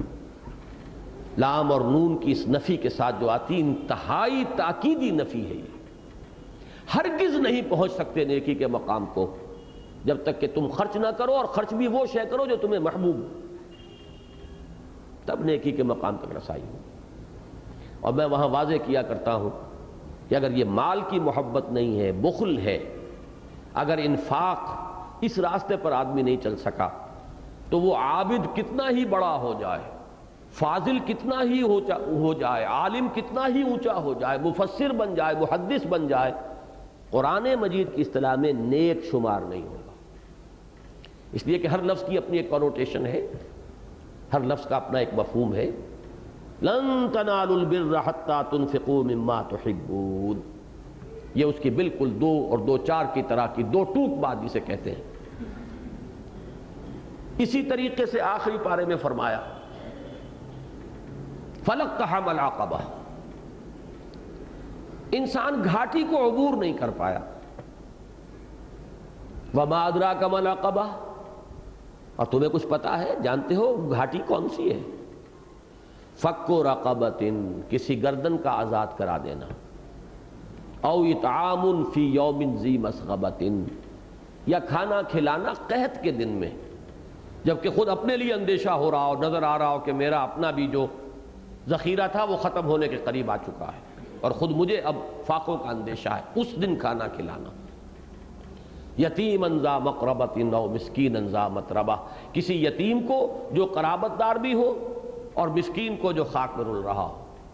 اور یہاں لفظ آیا انتہائی اہم، ثم کان من الذین آمنوا وتواصوا بالصبر وتواصوا بالمرحمہ، پھر وہ شامل ہو ان لوگوں میں جو ایمان لائے اور جنہوں نے ایک دوسرے کو وصیت کی، مرحمہ کی اور صبر کی۔ یہ ثم کا لفظ وہاں بہت اہم ہے، اسی کو یہاں پر میں عرض کروں گا کہ یہاں محذوف سمجھیے، اس لیے کہ اس آیت اور اگلی آیت کا ربط جو ہے وہ بالکل نہیں سمجھ میں آتا اگر یہ لفظ ثم کو یہاں محذوف نہیں مانیں گے۔ کہ اس گھاٹی میں سے، اس باٹل نیک میں سے انسان گزر جائے، پھر ایمان کا اگر بیج پڑے گا دل میں تو کھیتی لہلائے گی. اور اگر یہ بخل کی کثافت اور نجاست دل کے اندر جوں کی تو رہی تو اگر بیج پڑ بھی گیا تو نفاق وجود میں آئے گا، وہ ایمان کی کھیتی نہیں لہلا سکتی. اس لیے کہ اصل فیصلہ کن شے یہ اس نجاست سے دل کو صاف کرنا. اسی طریقے سے سورۃ اللیل میں آپ کو معلوم ہے کہ دو کردار ایک دوسرے کے مقابل میں لائے گئے، اتقا اور اشقا، انتہائی پرہیزگار اور متقی اور انتہائی شقی اور بدبخت. اتقا کے 3 اوصاف بیان ہوئے، فَأَمَّا مَنْ أَعْطَى وَاتَّقَى وَصَدَّقَ بِالْحُسْنَى. 3 شرطیں پوری ہوں گی. پہلی کیا؟ اعطاء، دینا. اور بالمقابل 3 شرطیں، وَأَمَّا مَنْ بَخِلَ وَاسْتَغْنَى وَكَذَّبَ بِالْحُسْنَى. اس اشقا والی جو فہرست ہے اس میں پہلی صفت کیا ہے؟ بخل. یہ بالکل مقابلے کی ہے. فَأَمَّا مَنْ أَعْطَى وَاتَّقَى وَصَدَّقَ بِالْحُسْنَى فَسَنُيَسِّرُهُ لِلْيُسْرَى وَأَمَّا مَنْ بَخِلَ وَاسْتَغْنَى وَكَذَّبَ بِالْحُسْنَى فَسَنُيَسِّرُهُ لِلْعُسْرَى. ایک اتقا کے مقام کی طرف جانے والا راستہ، ایک اشقا کے مقام تک لے جانے والا راستہ. ایک کا پہلا قدم اعطاء ہے، سخاوت ہے، جود ہے، انسانی ہمدردی ہے. دوسرے کا پہلا قدم بخل ہے، مال کی محبت ہے، شح ہے. وَمَنْ يُوقَ شُحَّ نَفْسِهِ فَأُولَٰئِكَ هُمُ الْمُفْلِحُونَ. جو اپنے جی کے اس شح اور لالچ سے بچا لیا گیا وہی فلاح پانے والا ہے. میں اس کے لیے ایک اور لفظ استعمال کیا کرتا ہوں، بریک. گاڑی کو بریک لگی ہوئی ہے، آپ دبا رہے ہیں ایکسلریٹر کو، انجن پھڑ پھڑائے گا، گاڑی تو نہیں ہلے گی، انجن بند ہو جائے گا. انرجی تھی، اگر وہ بریک کھلا ہوتا تو گاڑی دوڑتی، لیکن بریک لگا ہوا ہے. یہ انسان کے اندر باطنی بریک ہے، مال کی محبت جو اس کے اندر، اس کے دل میں ہے. ایمان زور لگا رہا ہے لیکن وہ بریک لگا ہوا ہے. وہ صرف یہ کہ ناکنگ کر کے اور انجن پھڑپھڑا کر وہاں پہ رک جائے گا. نتیجہ خیز نہیں ہوگا معاملہ ایمان کا. ایمان کے بیج ضائع ہو جائیں گے، کھیتی نہیں لہلہائے گی اگر دل میں مال کی محبت اور دنیا کی محبت کے جراثیم موجود ہیں اور وہ نجاست اور کثافت صاف نہیں. یہ ربط اور تعلق. ان المصدقین والمصدقات واقرضوا اللہ قرضا حسنا.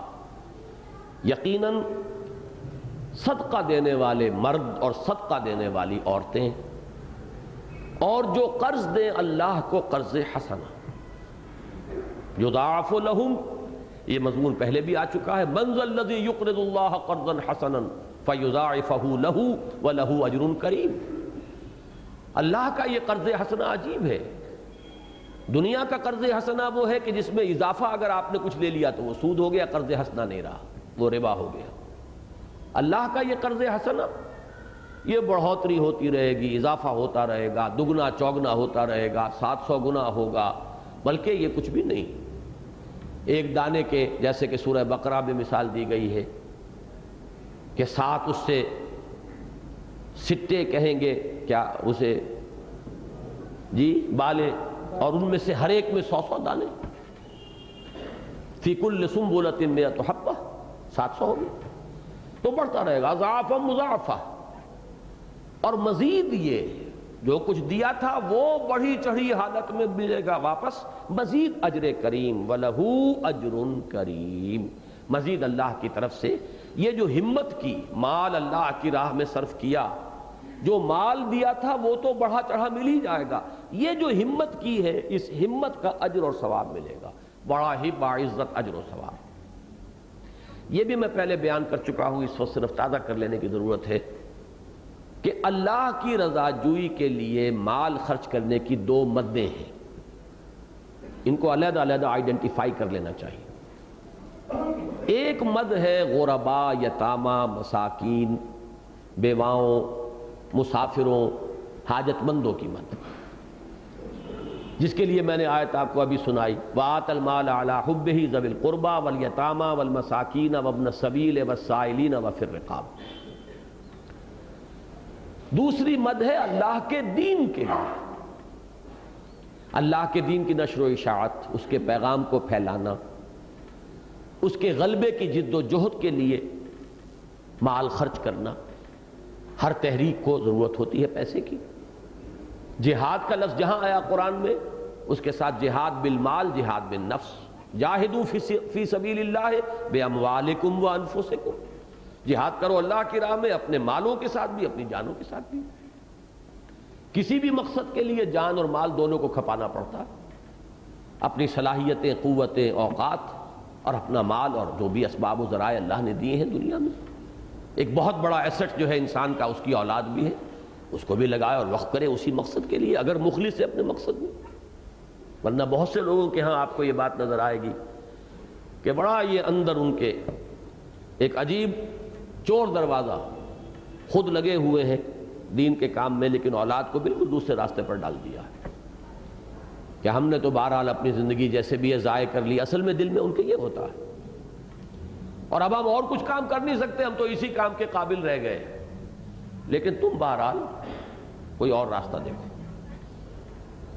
اور یہ میں عرض کیا کرتا ہوں، کسی پر اس وقت طنز نہیں ہے، اصول کی حیثیت سے عرض کر رہا ہوں، کسی شخص کی اصل باطنی شخصیت کو دیکھنا ہو، اس کی باطن کے اوپر نظر ڈالنی ہو، تو یہ دیکھو کہ وہ اپنی اولاد کو کیا بنانا چاہ رہا ہے۔ یہ نہیں کہ وہ کیا کر رہا ہے، وہ کیا کر رہا ہے اس کے بہت سے اسباب ہو سکتے ہیں، لیکن اس کی اپنی امنگ جو ہے اندر کی، اس کا اپنا جذبہ جو ہے، اس کا اپنا ویلیو سٹرکچر، کس چیز کی کیا قدر و قیمت اس کے اندر ہے، اس کا ظہور ہوتا ہے اس کی کوشش میں کہ وہ اولاد کو کیا بنانا چاہ رہا ہے۔ بنا سکے نہ بنا سکے یہ بات دوسری ہے، لیکن اس کی اپنی کوشش کس رخ کی ہے، وہ ہے اس کا اصل باطن، وہ ہے اس کا اصل ویلیو سٹرکچر جسے آپ کہتے ہیں، اس کی اصل اقدار باطنی۔ بہرحال اس وقت تو ذکر آ گیا مال اولاد، انما اموالکم واولادکم فتنہ، اسی معنی میں تو کہا یہی دو تو ہیں جن پر تمہیں آزمایا جا رہا ہے، یہی تو کسوٹیاں ہیں جن پر تمہیں رگڑ کر تمہارے اندر کتنا کچھ کھرا ایمان ہے اور کتنا کچھ کھوٹ ہے، اس کا امتحان لیا جا رہا ہے۔ تو یہ اللہ کے دین کے لیے خرچ کرنا، کھپانا، یہ ایک مد، اور غریبوں، مسکینوں، بیواؤں، یتیموں، محتاجوں، مسافروں، سائلوں کے لیے یہ دوسری مد۔ اور ان دو کے لیے جو اصطلاحات ہیں اس کو ذہن میں رکھیے۔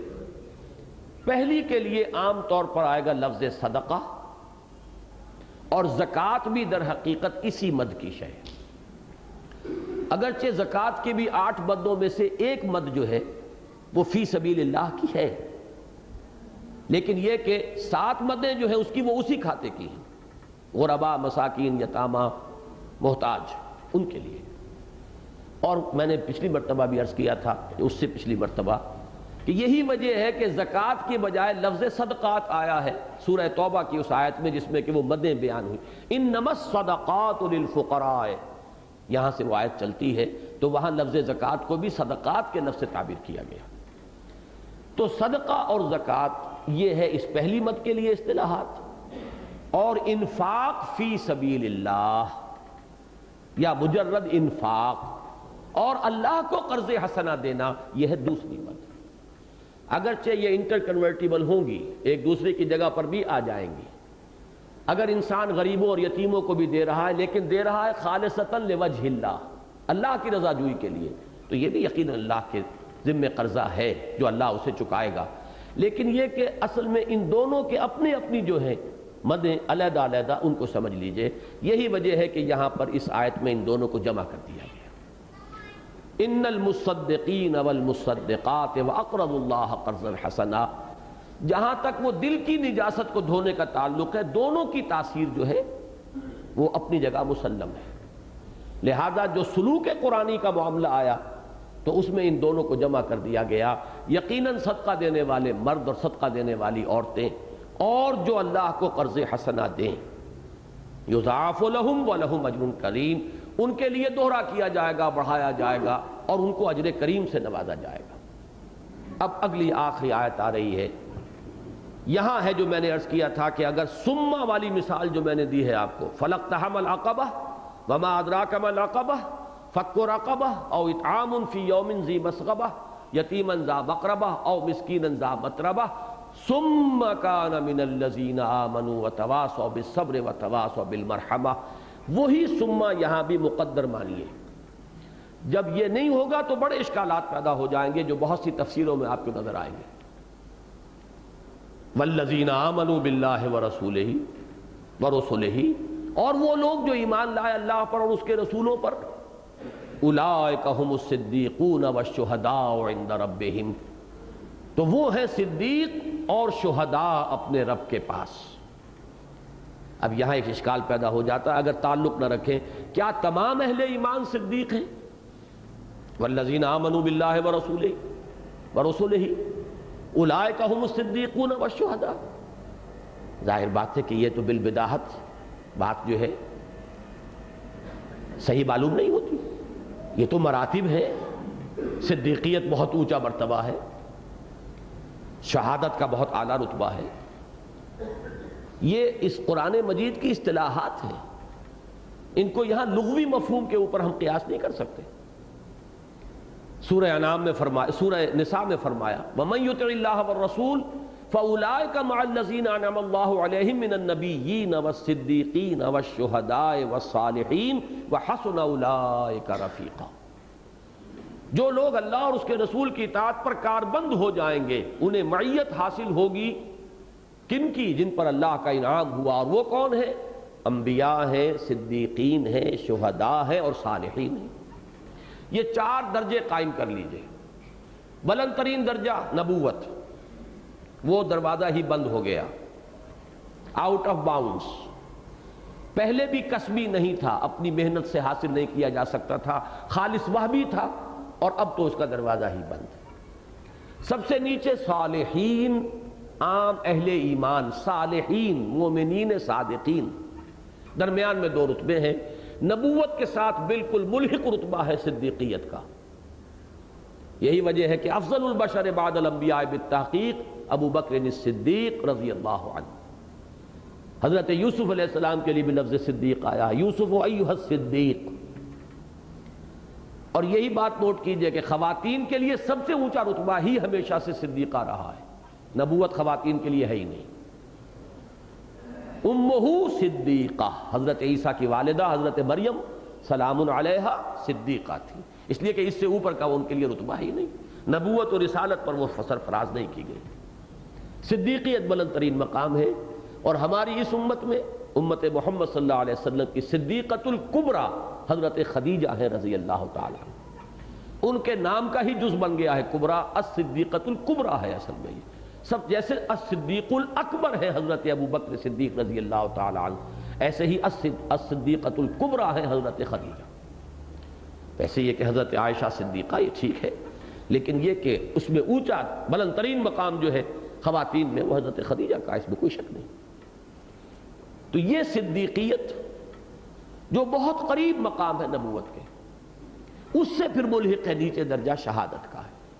اور اس میں ایک بات اور بھی نوٹ کیجئے، صدیقیت کے اس مرتبے میں معرفت اور اندرونی کیفیات کا زیادہ لحاظ ہے، اور شہادت کے رتبے میں جہاد، دعوت، تبلیغ، حجت قائم کر دینا، گواہی دینا، یہ دوسرا جو رنگ ہے یہ زیادہ نمایاں ہے. صدیق جو ہوں گے ان میں شہادت کا رنگ بھی ہے، لیکن غالب رنگ ہوگا صدیقیت کا. اور شہداء جو ہیں وہ بہرحال عام مومنین صالحین سے بلندتر ہیں. اب ان 2 چیزوں کو ذہن میں رکھیں گے تو ربط واضح ہو گیا. جنہوں نے اپنے دلوں کی دنیا کے اندر یہ حل چلا لیا ہو، اگر ان کے دلوں میں ایمان کا بیج پڑے گا تو اب یہ کھیتی لہلہائے گی. اب افتاد تباہ اور مزاج کی مناسبت سے بلند تر مقامات کے لیے راستے کھلے ہوئے ہیں. صدیقیت کا مقام بھی کھلا ہوا ہے اور شہادت کا رتبہ بھی کھلا ہوا ہے. یہ انسان حاصل کر سکتا ہے اپنی اپنی محنت، اپنی اپنی کوشش، اپنی اپنی مزاج اور افتاد تباہ کی مناسبت سے. صدیقین کے لیے عام طور پر میں نے کئی مرتبہ یہ مضامین بیان کیے ہیں کہ سائیکالوجی میں یہ لفظ استعمال ہوتے ہیں کہ کچھ لوگ ہوتے ہیں جن کا مزاج کچھ باہر کی طرف، خارج کی دنیا کے ساتھ دلچسپی زیادہ ہوتی ہے. کچھ لوگ وہ ہوتے ہیں کہ جو اندر کی طرف ان کو باطن سے دلچسپی زیادہ ہے. Extroverts, introverts. ایک ہوتے ہیں ایمبیورٹس، ایک ایسا متوازن مزاج کہ ان کو اپنے باطن اندر کی طرف اپنے من میں ڈوب کر پا جا سراغ زندگی، اس کے ساتھ بھی مناسبت ہے. فکر، سوچ، غور و فکر، اس کے ساتھ بھی طبیعت کی مناسبت ہے.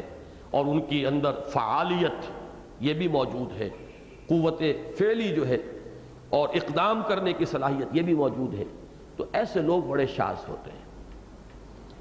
اس کے لیے تو کامل ترین مثال اور میرے نزدیک جو سب سے زیادہ بیلنسڈ مقام ہے وہ صرف محمد الرسول اللہ کا صلی اللہ علیہ وسلم. خود انبیاء میں بھی آپ مزاج میں دیکھیں گے، کسی کے مزاج میں صدیقیت کا رنگ زیادہ ہے، کسی کے مزاج میں شہادت کا عنصر زیادہ ہے. یہی وجہ ہے کہ بعض کو کہا صدیق النبی اور بعض کو کہا رسول النبی. رسالت کا جو تعلق ہے وہ زیادہ شہادت کے ساتھ ہے. فَكَيْفَ إِذَا جِئْنَا مِن كُلِّ أُمَّةٍ بِشَهِيدٍ وَجِئْنَا بِكَ عَلَىٰ هَؤُلَاءِ شَهِيدًا. رسول جو ہے وہ تو اللہ کے ہاں کھڑے ہو کر گواہی دیں گے. کیا ہوگا اس دن اے نبی صلی اللہ علیہ وسلم، جبکہ ہم ہر امت میں سے ایک گواہ بنائیں گے، گواہ کھڑا کریں گے اور آپ کو گواہ بنا کر لائیں گے ان پر. ہر نبی کو گواہی دیں گے. وَكَذَلِكَ جَعَلْنَاكُمْ أُمَّةً وَسَطًا لِتَكُونُوا شُهَدَاءَ عَلَى النَّاسِ وَيَكُونَ الرَّسُولُ عَلَيْكُمْ شَهِيدًا. تو دعوت، تبلیغ، اتمام حجت، اس میں تن من دھن لگا دینا، اس کی نسبت اور مناسبت ہے شہادت کے ساتھ. اور ایک سوز باطنی، عشق الہی اور ایک اندرونی کیفیات، اللہ پر توکل، اللہ کے ساتھ ایک باطنی تعلق، ان کا جو ہے معاملہ اور مناسبت وہ ہے صدیقیت کے ساتھ. اب یہ جیسا کہ میں نے عرض کیا ہے، خدا پنج انگشت یکساں نہ کرتا. اللہ نے بڑے مختلف مزاج بنائے ہیں، بڑی مختلف طبائع پیدا کی ہیں. ہر گلیرا رنگ و بوئے دیگر است. ایک مزاج ہے ابو بکر صدیق اور عثمان غنی کا رضی اللہ تعالی عنہما.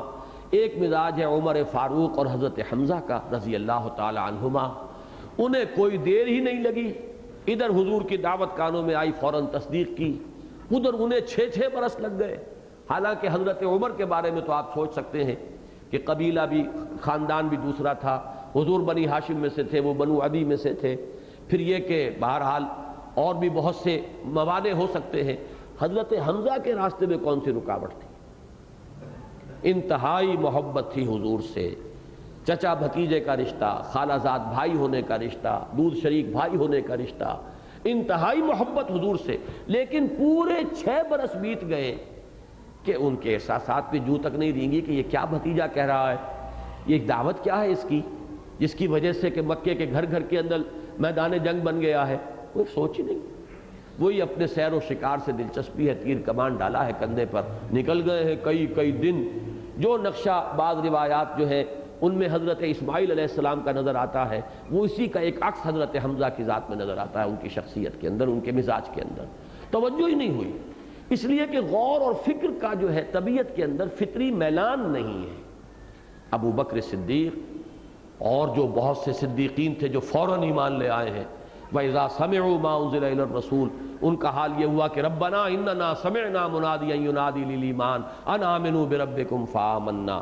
جیسے کہ ایک مثال سادہ سی ہے کہ وضو کر کے کوئی شخص بیٹھا ہوا ہو تو جیسے ہی اذان کی آواز آتی ہے چل پڑتا ہے آدمی مسجد میں. اس طریقے سے کچھ لوگ گویا کہ منتظر بیٹھے تھے کہ جیسے ہی پکار آئے وہ فوراً آگے چل پڑیں گے. اس کی وجہ کیا ہے؟ ان کے اپنے اندر سوچ کا، فکر کا مادہ تھا. طبیعت انتہائی صالح تھی، فطرت سلیم تھی. عقل جو ہے وہ اپنے پوری صحت اور سلامتی کے اوپر کام کر رہی تھی. لہذا فوراً بات آئی، جیسے کہ سورہ نور کے اندر تمثیل کے اندر نقشہ کھینچا گیا ہے، یکاد زیتھا یضیء ولو لم تمسسہ نار. وہ اتنا صاف اور شفاف روغن ہے کہ بھڑک اٹھنے کو بیتاب ہے، چاہے ابھی آگ نے اسے چھوا بھی نہ ہو. نغمے بیتاب ہے تاروں سے نکلنے کے لیے. ایک یہ کیفیت ہوتی ہے. ایک یہ کہ کچھ ہے اوپر زنگ ہے، گردہ ہے، ہٹانا پڑے گا، کچھ صاف کرنا پڑے گا، کچھ محنت کرنی ہوگی، وہ بات سمجھانی ہوگی، پھر رفتہ رفتہ سمجھ میں آ جائے گی. لیکن ایسے لوگوں میں کثیر تعداد ایسوں کی ہوتی ہے جس کے بارے میں حضرت مسیح نے فرمایا کہ بہت سے ایسے ہیں جو بعد میں آتے ہیں لیکن پہلوں سے کہیں آگے نکل جاتے ہیں. اس لیے کہ ان میں قوت فعالی جو ہے وہ بہت ہوتی ہے، طاقت ہے، قوت ہے، چونکہ وہ مزاج ہی اس طرح کا ہے جیسے کہ جس کی عمدہ ترین مثال حضرت عمر ہے رضی اللہ تعالیٰ عنہ۔ ایمان لانے میں 6 برس لگ گئے ہیں، لائے بھی ہیں تو جذباتی اپیل سے ایمان لائے ہیں، کوئی سوچ سمجھ کر غور و فکر والی بات جو تھی وہ نہیں تھی، بلکہ یہ کہ دیکھا بہن کا معاملہ صنف نازک ہے اور کوہ ہمالیہ کی طرح کھڑی ہوئی ہے کہ عمر چاہے ہلاک کر دو ہم اب اس دین کو ہاتھ سے دینے والے نہیں ہیں۔ ایک دم آدمی سوچ میں پڑ گیا بات کیا ہے، یہ جذباتی اپیل ہے۔ حضرت حمزہ کے بھی ایمان لانے میں اصل شے جذباتی اپیل تھی کہ لونڈی نے کہا ہے کہ آج تو ابو جہل نے آپ کے بھتیجے کے ساتھ بہت ہی برا سلوک کیا ہے، بس وہ محبت جو اندر تھی وہ سوئی ہوئی تھی، جاگ اٹھی، آئے ہیں اور سیدھے جا کے اس سے للکارا ہے اور کمان دے کر ماری ہے، سر پھاڑ دیا ہے ابو جہل کا، اور کہا یہ ہے کہ آئندہ اگر ایسی حرکت کی تو مجھ سے برا نہیں ہوگا، اور ایسے ہی فوراً اچھا ٹھیک ہے میں اس پر ایمان لایا، آؤ میدان میں مقابلہ کرو۔ یہ انداز ہے حضرت حمزہ کا۔ تو یہ صدیقین اور شہداء یہاں پر ایسے سرسری طور پر گزر جانے والی بات نہیں ہے۔ اور یہ آیت یہاں کیوں آئی؟ والذین آمنوا باللہ ورسولہ، یہاں صرف واو سے اس حقیقت کو نمایاں کیا گیا ہے جو سورہ بلد کے اس مقام میں لفظ ثم سے آیا ہے۔ یہ مغالطہ نہ ہو کہ یہ صرف نئے اہل ایمان کا معاملہ ہو سکتا ہے۔ جو تقریریں میں کر رہا ہوں آج کل حقیقت ایمان پر مسجد دارالسلام میں، میں بار بار میں نے یہ بات واضح کی ہے، پہلے سے ایک شخص مسلمان پیدا ہوا ہے، ایک تقلیدی ایمان تو اس میں ہے، ایک تقلیدی اور غیر شعوری مانتا ہے۔ فرض کیجئے ایک شخص بچپن سے نماز بھی پڑھ رہا ہے، آخر یہ نمازیں کہیں اکارت تو نہیں گئی، اس کا کوئی نہ کوئی عکس اس کے باطن میں پڑا ہے، لیکن یہ ابھی غیر شعوری اور تقلیدی ایمان ہے۔ ایک وقت آتا ہے کہ وہ جاگتا ہے اور شعور کے ساتھ ایمان لاتا ہے۔ یہ شعور کے ساتھ ایمان لانا اور پھر ایک فیصلہ کرنا کہ اب ہر چہ باد آباد ماں کشتی درا انداختیں، اب میں نے اللہ کو مانا ہے تو ایسے مانوں گا جیسے ماننے کا حق ہے، اب میں نے رسول کو مانا ہے تو ایسے مانوں گا جیسے کہ رسول کو ماننے کا حق ہے۔ یہ جو شعوری ایمان ہوتا ہے، اس کے ضمن میں یہ بات سمجھ لیجئے، اگر اس وقت بھول چوک ہو گئی اور مال کی محبت کی کثافت اور نجاست کو دل سے نہیں نکالا تو بھی گاڑی نوکنگ کرے گی، بریک لگا رہے گا، آگے نہیں چل سکے گا۔ اس کے لیے بھی لازم ہے کہ اب سلوک قرآنی کی اس پہلی شرط لازم کو پورا کیا جائے، مال کو دیا جائے، خرچ کیا جائے، لگایا جائے اللہ کی راہ میں۔ اس سے اصل میں وہ کثافت جو ہے اندر کی صاف ہوگی کہ اب پھر ایمان کی کھیتی جو ہے لہلہائے گی، اس لیے کہ نجاست جو ہے وہ نکل چکی ہے، زمین کی تطہیر ہو چکی ہے، اب اس میں ایمان کا بیج پڑے گا۔ ثم کان من الذین آمنوا وتواصوا بالصبر وتواصوا بالمرحمہ، یہ ربط ہے اس کا۔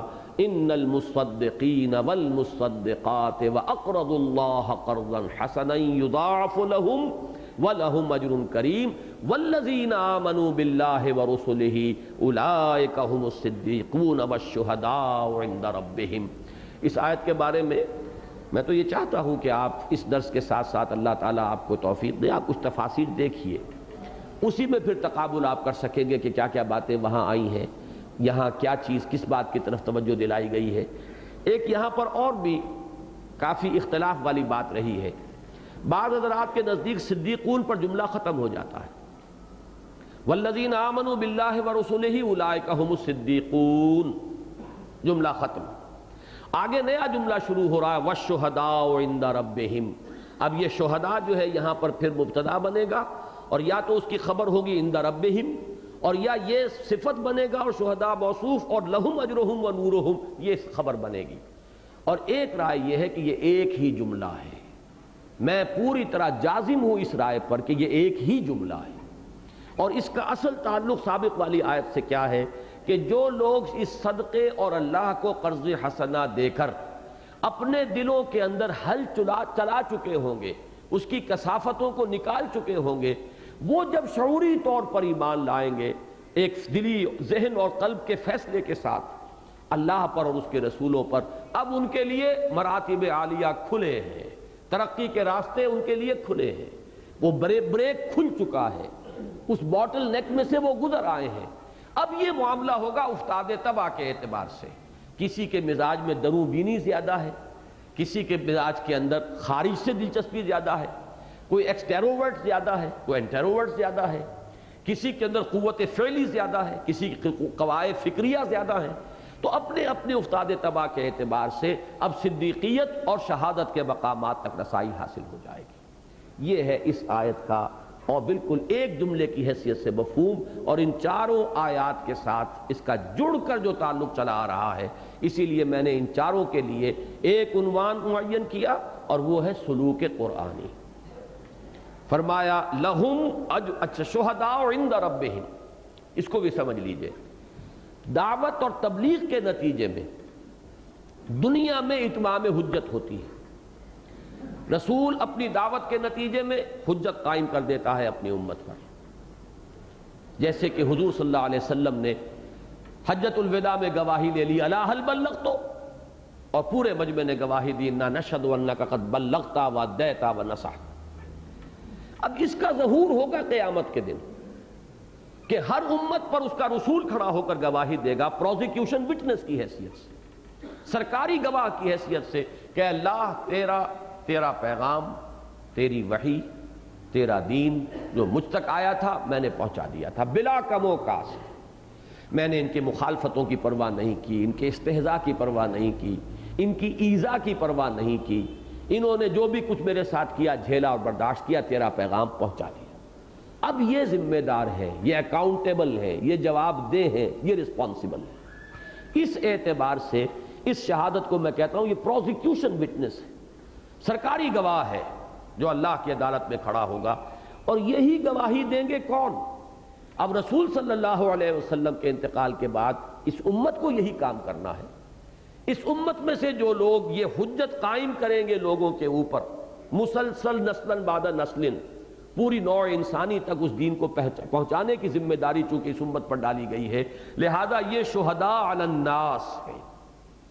انہیں بھی دنیا میں دعوت و تبلیغ کے ذریعے سے حجت قائم کرنی ہے، اور عدالت اخروی میں انہیں بھی کھڑے ہو کر یہ حجت پیش کرنی ہوگی، اور اگر نہ کر سکے، گواہی نہ دے سکے، تو الٹی ان کے اوپر حجت قائم ہو جائے گی۔ خلق ان کو الٹا مورد الزام ٹھہرائے گی کہ اللہ تیرے دین کے امین تو یہ تھے، تیرے نبی کے ٹھیکیدار یہ بنے ہوئے تھے، سارے نبیوں سے اعلیٰ ہمارا نبی، لہلہا کر اور خوب یہ گاتے رہے اور بہت اس پر زوم کرتے رہے اور فخر کرتے رہے، لیکن اس نبی کی سنت اور تعلیمات پر نہ خود عمل کیا نہ ہم تک پہنچایا، یہ خزانے کے سانپ بن کر بیٹھے رہے۔ یہی لفظ ابھی حال ہی میں آئے تھے، شیخ احمد دیدات انہوں نے کراچی کی تقریر میں استعمال کیا یہ لفظ، اور صحیح استعمال کیا، کہ اس وقت امت سانپ بن کر خزانے پر بیٹھی ہوئی، نہ اس خزانے سے وہ سانپ خود استفادہ کر سکتا ہے اور نہ وہ دوسرے کو قریب پھٹکنے دیتا ہے۔ یہ حال ہمارا ہے، اپنے طرز عمل، اپنے کردار۔ آج دنیا کے سامنے ہم کیا نقشہ پیش کر رہے ہیں؟ میں نے کہا تھا نا پچھلے جمعے میں، آج ہم نے یہ نقشہ پیش کیا ہے اور کل بھی یہی نقشہ ہوا ہوگا، مجھے نہیں معلوم، میں تو ٹی وی نہیں دیکھتا، کہ ملک اسلام کے نام پر لیا گیا، مملکت خدا داد پاکستان، 50-50 ہزار کی تعداد میں مجمع جو ہے جمعے کے روز ایسے بیٹھا رہتا ہے کہ جنبش تک نہیں کھاتا، کوئی احساس ہی نہیں کہ کون سا وقت آیا اور کون سا گیا، لہو و لعب کے اندر اس طریقے سے غرق۔ تو یہ شہادت ہے جو ہم دے رہے ہیں کہ ہمارے نزدیک کوئی اہمیت نہیں جمعے کی اور جمعے کی نماز کی۔ کہتا رہے قرآن اذا نودی للصلاة من یوم الجمعة فاسعوا الى ذکر اللہ وذروا البیع، ہمیں کوئی اہمیت نہیں، یہ گواہی ہے جو عمل سے دے رہے ہیں۔ تو یہاں در حقیقت والشہداء عند ربہم، اپنے رب کے پاس گواہی دینے والے ہوں گے۔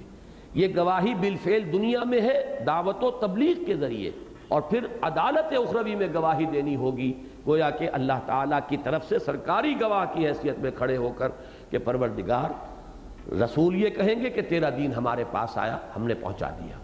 امتیوں کو یہ کہنا ہوگا کہ تیرے نبی سے جو دین ہمیں ملا، ہم نے اس میں کوئی اضافہ نہیں کیا، کوئی بدعات ایجاد نہیں کی، اس کے کسی حصے کو چھپایا نہیں۔ وَمَنْ أَظْلَمُ مِمَّنْ كَتَمَ شَهَادَةً عِنْدَهُ مِنَ اللَّهِ وَمَا اللَّهُ بِغَافِلٍ عَمَّا تَعْمَلُونَ۔ اور اس شخص سے بڑھ کر ظالم کون ہوگا کہ جس کے پاس اللہ کی طرف سے کوئی گواہی ہو اور وہ اسے چھپا لے۔ تو نہ کتمان کیا ہے، نہ ہم نے کوئی بدعات ایجاد کی، تیرے نبی سے جو دین ہمیں ملا ہم نے جو کا تو آگے پہنچایا ہے۔ یہ گواہی اگر دے سکیں تو سرخرو ہوں گے، اور نہ دے سکے تو خلق کی حجت اس امت کے اوپر قائم ہو جائے گی۔ فرمایا لہم اجرہم و نورہم، اب ان لوگوں کے لیے ان کا اجر بھی ہے، نور بھی ہے۔ اس سورہ مبارکہ کو نوٹ کیجئے، یہ لفظ نور اب یہاں پر دوسری مرتبہ آ گیا ہے، بلکہ تیسری مرتبہ۔ پہلے آیا تھا نور میں نکال کر لانے والی، اندھیروں سے نکال کر لانے والی یہ آیات بینات ہیں۔ هو الذی ينزل علی عبدہ آیات بینات لیخرجکم من الظلمات الی النور، وہی ہے اللہ جو اپنے بندے پر صلی اللہ علیہ وسلم یہ روشن آیات نازل فرما رہا ہے تاکہ وہ نکالے تمہیں اندھیروں سے نور کی طرف۔ دوسری مرتبہ ذکر آیا میدان حشر میں اہل ایمان کو نور عطا ہوگا، یسعی نورہم بین ایدیہم و بایمانہم۔ وہ حدیث میں پچھلی مرتبہ بیان کر چکا ہوں کہ یہ اس میں درجات ہوں گے، یہ ایک جیسا ہی نہیں ہوگا سب کا نور۔ حضور نے فرمایا کسی کو اتنا نور ملے گا کہ جس سے مدینے سے اور صنعاء تک روشنی ہو جائے، کسی کی روشنی عدن تک پہنچ رہی ہوگی، کسی کی اس سے کم ہوگی، اور کسی کو اتنا نور ملے گا کہ بس اس کے قدموں کے آگے روشنی ہو جائے۔ اور میں اپنے وہ الفاظ پھر دہرا رہا ہوں، بڑا خوش قسمت ہوگا وہ شخص بھی اس دن جسے اتنی ہی روشنی مل جائے کہ اس کے قدموں کے آگے روشنی ہو جائے، جس سے وہ اس کٹھن منزل سے گزر جائے۔ جیسے ایک ٹارچ کی روشنی سے بھی انسان کوئی نہ کوئی کسی پگڈنڈی سے سلامتی کے ساتھ گزر جاتا ہے۔ بہرحال وہ اس کا نقشہ کھینچا گیا ہے سورہ تحریم میں، جو اس سلسلے کی آخری صورت ہے۔ جن کو یہ نور کم ملا ہوا ہوگا وہ اللہ سے دعائیں بھی کر رہے ہوں گے، یقولون ربنا اتمم لنا نورنا واغفر لنا انک علی کل شیء قدیر، اور وہ یہ کہتے ہوں گے اے رب ہمارے اس نور کو بھی کامل فرما دے، خاص اپنے فضل سے۔ ہماری کوتاہی رہی، ہماری کمیاں رہی، ہماری تقصیر رہی، ہم یہ نہیں کہتے کہ تو نے ہمارے ساتھ ناانصافی کی، ہماری ہی کمیاں اور کوتاہیاں اور کمزوریاں تھیں، لیکن تو اپنے فضل سے اتمم لنا نورنا واغفر لنا، ہماری ان خطاؤں اور کوتاہیوں اور تقصیروں کو معاف فرما دے اور اپنے فضل سے اس نور کا اتمام فرما دے۔ تو یہ دوسری تھی بات، اور تیسری مرتبہ یہاں آ گیا لہم اجرہم و نورہم۔ چوتھی مرتبہ پھر یہ لفظ نور آئے گا اس سورہ مبارکہ کے آخر میں، یا ایھا الذین آمنوا اتقوا اللہ وآمنوا برسولہ یؤتکم کفلین من رحمتہ ویجعل لکم نورا تمشون بہ ویغفر لکم۔ تو یہ اس سورہ مبارکہ میں خاص طور پر اس کو نوٹ کیجئے، اس نور کا ذکر جو ہے بار بار آ رہا ہے۔ لہم اجرہم و نورہم، ان کے لیے ہے ان کا اجر بھی ان کا نور بھی۔ والذین کفروا وکذبوا بآیاتنا، اور وہ لوگ کہ جنہوں نے چھپایا اور دبایا اور جھٹلایا ہماری آیات کو۔ یہ دو الفاظ بھی آتے ہیں تو یہ ایسے ہی نہیں آتے، جیسے ہم کہہ دیتے ہیں گورا چٹا یا اور اس طرح کے الفاظ صرف بات میں زور دینے کے لیے، ایسا نہیں ہے، بلکہ ان دونوں کا اپنا اپنا محل ہے۔ جیسے میں نے رؤوف اور رحیم کی آپ کے سامنے بڑی تفصیل سے وضاحت کی تھی۔ کفر کے اصل معنی ہے دبا دینا، چھپا دینا، اسی لیے یہ لفظ کفار آیا ہے قرآن مجید میں، یعجب الکفارا، اگلے سبق کے اندر یہ لفظ آ رہا ہے۔ کاشتکار جو ہے اس کے لیے یہ لفظ آتا ہے، اس لیے کہ وہ بیج کو زمین میں چھپاتا ہے۔ کفر کے معنی دبا دینا، چھپا دینا۔ مقابلے کا لفظ ہے شکر، ظاہر کرنا۔ آپ کے اوپر کسی نے احسان کیا، اس احسان کے لیے کہ رد عمل میں ایک شکر کا جذبہ دل میں ابھرا، آپ نے اسے ظاہر کیا، یہ ہے شکر، اور اس کو دبا دیا، آپ کو زبان سے اس کا شکریہ ادا کرنے کی توفیق نصیب نہیں ہوئی، یہ ہے کفران نعمت۔ تو کفر اور شکر یہ مقابلے کے الفاظ ہیں۔ تو کفر اصل میں کیا ہے کہ ایمان کی جو گواہی ہماری فطرت میں موجود ہے، پھر یہ گواہی جاگتی ہے جبکہ وحی کا نور سامنے آتا ہے اور وحی کی دعوت سامنے آتی ہے، تو فطرت گواہی دیتی ہے کہ یہ حق ہے۔ ایک طرف ایک انسان اس گواہی کو دباتا ہے، اپنی فطرت کی اس پکار کو دباتا ہے، یا جیسے مثلا کوئی برا کام کوئی شخص کر رہا ہے، اس کا ضمیر ملامت کر رہا ہے، وہ اپنے ضمیر کو دباتا ہے، کچلتا ہے، اور یہ ضمیر کا کچلنا اور دبانا اس انتہا تک بھی پہنچ جاتا ہے کہ پھر ضمیر کی موت واقع ہو جاتی ہے، جیسا کہ میں عرض کر چکا ہوں، پھر وہ ملامت بھی نہیں کرتا، وہ اندر سے ختم ہو جاتا ہے۔ اسی طریقے سے فطرت کے اندر سے جو گواہی برآمد ہوتی ہے، اللہ کی معرفت، اللہ کی ربوبیت، الست بربکم قالوا بلا، جو عہد کر کے ہم آئے تھے، جو ہماری روح کے اندر مضمر ہے، اس کی گواہی کو دبانا، اور اگر آیات قرآنیہ سے، وحی کی روشنی سے وہ اجاگر ہو تو ان کو پھر بھی کسی تعصب کی وجہ سے، کسی مصلحت کی وجہ سے اس کو چھپانا، یہ کفر ہے۔ اور اس سے اگلا مرحلہ کیا ہے؟ جھٹلانا۔ نبی آیات بینات کے ذریعے سے حق کی دعوت دے رہا ہے، اب یہ ڈھٹائی کی انتہا ہے کہ نہیں تم غلط کہہ رہے ہو، یہ نہ تمہارے اوپر کوئی وحی نازل ہوئی ہے، نہ یہ اللہ کا پیغام ہے۔ اندر سے اپنی فطرت کی گواہی کو دبا رہا ہے، باہر سے تکذیب کر رہا ہے اللہ کی آیات کی۔ ان دونوں چیزوں کے مجموعے سے گویا کہ یوں سمجھیے کہ اس کا جرم جو ہے اپنی شناعت کے اعتبار سے آخری درجے کو پہنچ گئے۔ والذین کفروا وکذبوا بآیاتنا، اور وہ جنہوں نے اپنی فطرت کی گواہیوں کو، اندرونی آواز کو، میں ایک لفظ یاد آیا ہے مجھے، اگرچہ اس شخص کا لفظ ہے کہ جس کے بارے میں ہم میں سے اکثر کی رائے اچھی نہیں ہوگی، لیکن لفظ بڑا مناسب ہے، مائی انر وائس۔ یہ بہت سے حضرات کو یاد آ گیا ہوگا کہ یہ لفظ کون استعمال کیا کرتا تھا۔ ایک اندرونی آواز ہوتی ہے، اب اس شخص نے اسے صحیح استعمال کیا یا غلط استعمال کیا وہ جانے، لیکن واقعہ یہ ہے کہ فطرت کی آواز ہے، ضمیر کی آواز ہے، اندر سے فطرت گواہی دیتی ہے۔ انسان کی روح کے اندر معرفت رب اور محبت خداوندی مضمر ہیں۔ انسان در حقیقت جب خواہشات اور شہوات اور جذبات کی وہ پیروی کرتا ہے تو اپنے اندر کی ان گواہیوں کو دباتا ہے، اور دوسرے درجے میں جب خارج سے کوئی دعوت حق ان گواہیوں کو ابھارنا چاہتی ہے تو وہ ڈھٹائی کے ساتھ اس کو رد کرتا ہے اور ان کا انکار کرتا ہے۔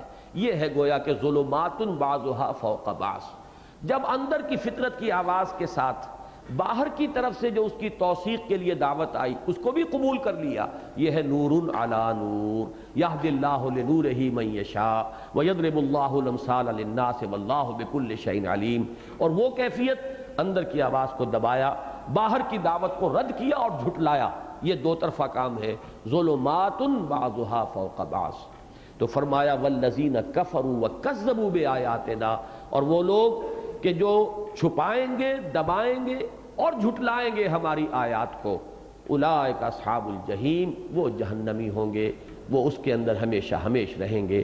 یہ 4 آیات تھیں جو آج ہم چاہتے تھے کہ ہم ان کا مطالعہ مکمل کر لیں۔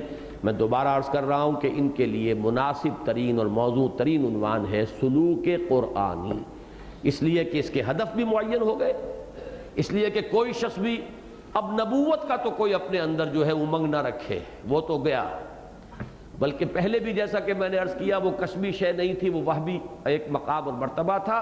محمد الرسول اللہ کے بعد اس کا دروازہ بند ہو چکا، البتہ صدیقیت اور شہادت کے مقامات بلند موجود ہیں، اپنی اپنی ہمت ہے، اپنی اپنی کوشش ہے، اپنی اپنی مناسبت تباہ کے اعتبار سے یہ راستہ یا وہ راستہ کھلا ہوا ہے۔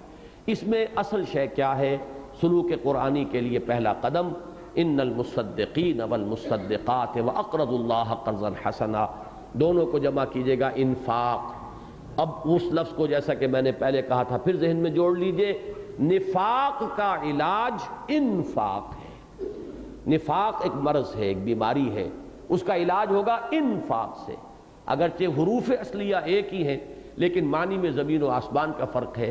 نفاق بنا ہے نافقہ اور نفق، اس سے نفق سرنگ کو کہتے ہیں جس کے 2 منہ، نافقہ وہ گوہ کا بل ہے، اس کے بھی 2 دروازے ہوتے ہیں، تو 2 منہ انسان، ایک دوہرا کردار، کچھ ادھر بھی ہے کچھ ادھر بھی ہے، مذبذبین بین ذالک لا الہ ہؤلاء ولا الہ ہؤلاء، جو شخص کچھ ادھر بھی ہے کچھ ادھر بھی ہے اس کے بارے میں یہ بھی کہہ سکتے ہیں کہ نہ ادھر ہے نہ ادھر ہے، لا الہ ہؤلاء ولا الہ ہؤلاء، یہ ہے نفاق۔ اور نفق الفرس، گھوڑا مر گیا، اور نفقت الدراہم، پیسے ختم ہو گئے، اس سے بنا ہے لفظ انفاق۔ مال اور جان اللہ کی راہ میں کھپانا علاج ہے منافقت یا نفاق کا۔ بارک اللہ لی و لکم فی القرآن العظیم ونفعنی وإیاکم بالآیات والذکر الحکیم۔ ذرا 2 منٹ تشریف رکھیے، ایک اچھی بات ہے، کئی اعتبارات سے اچھی ہے انشاءاللہ، کیوں جی وہ دوسری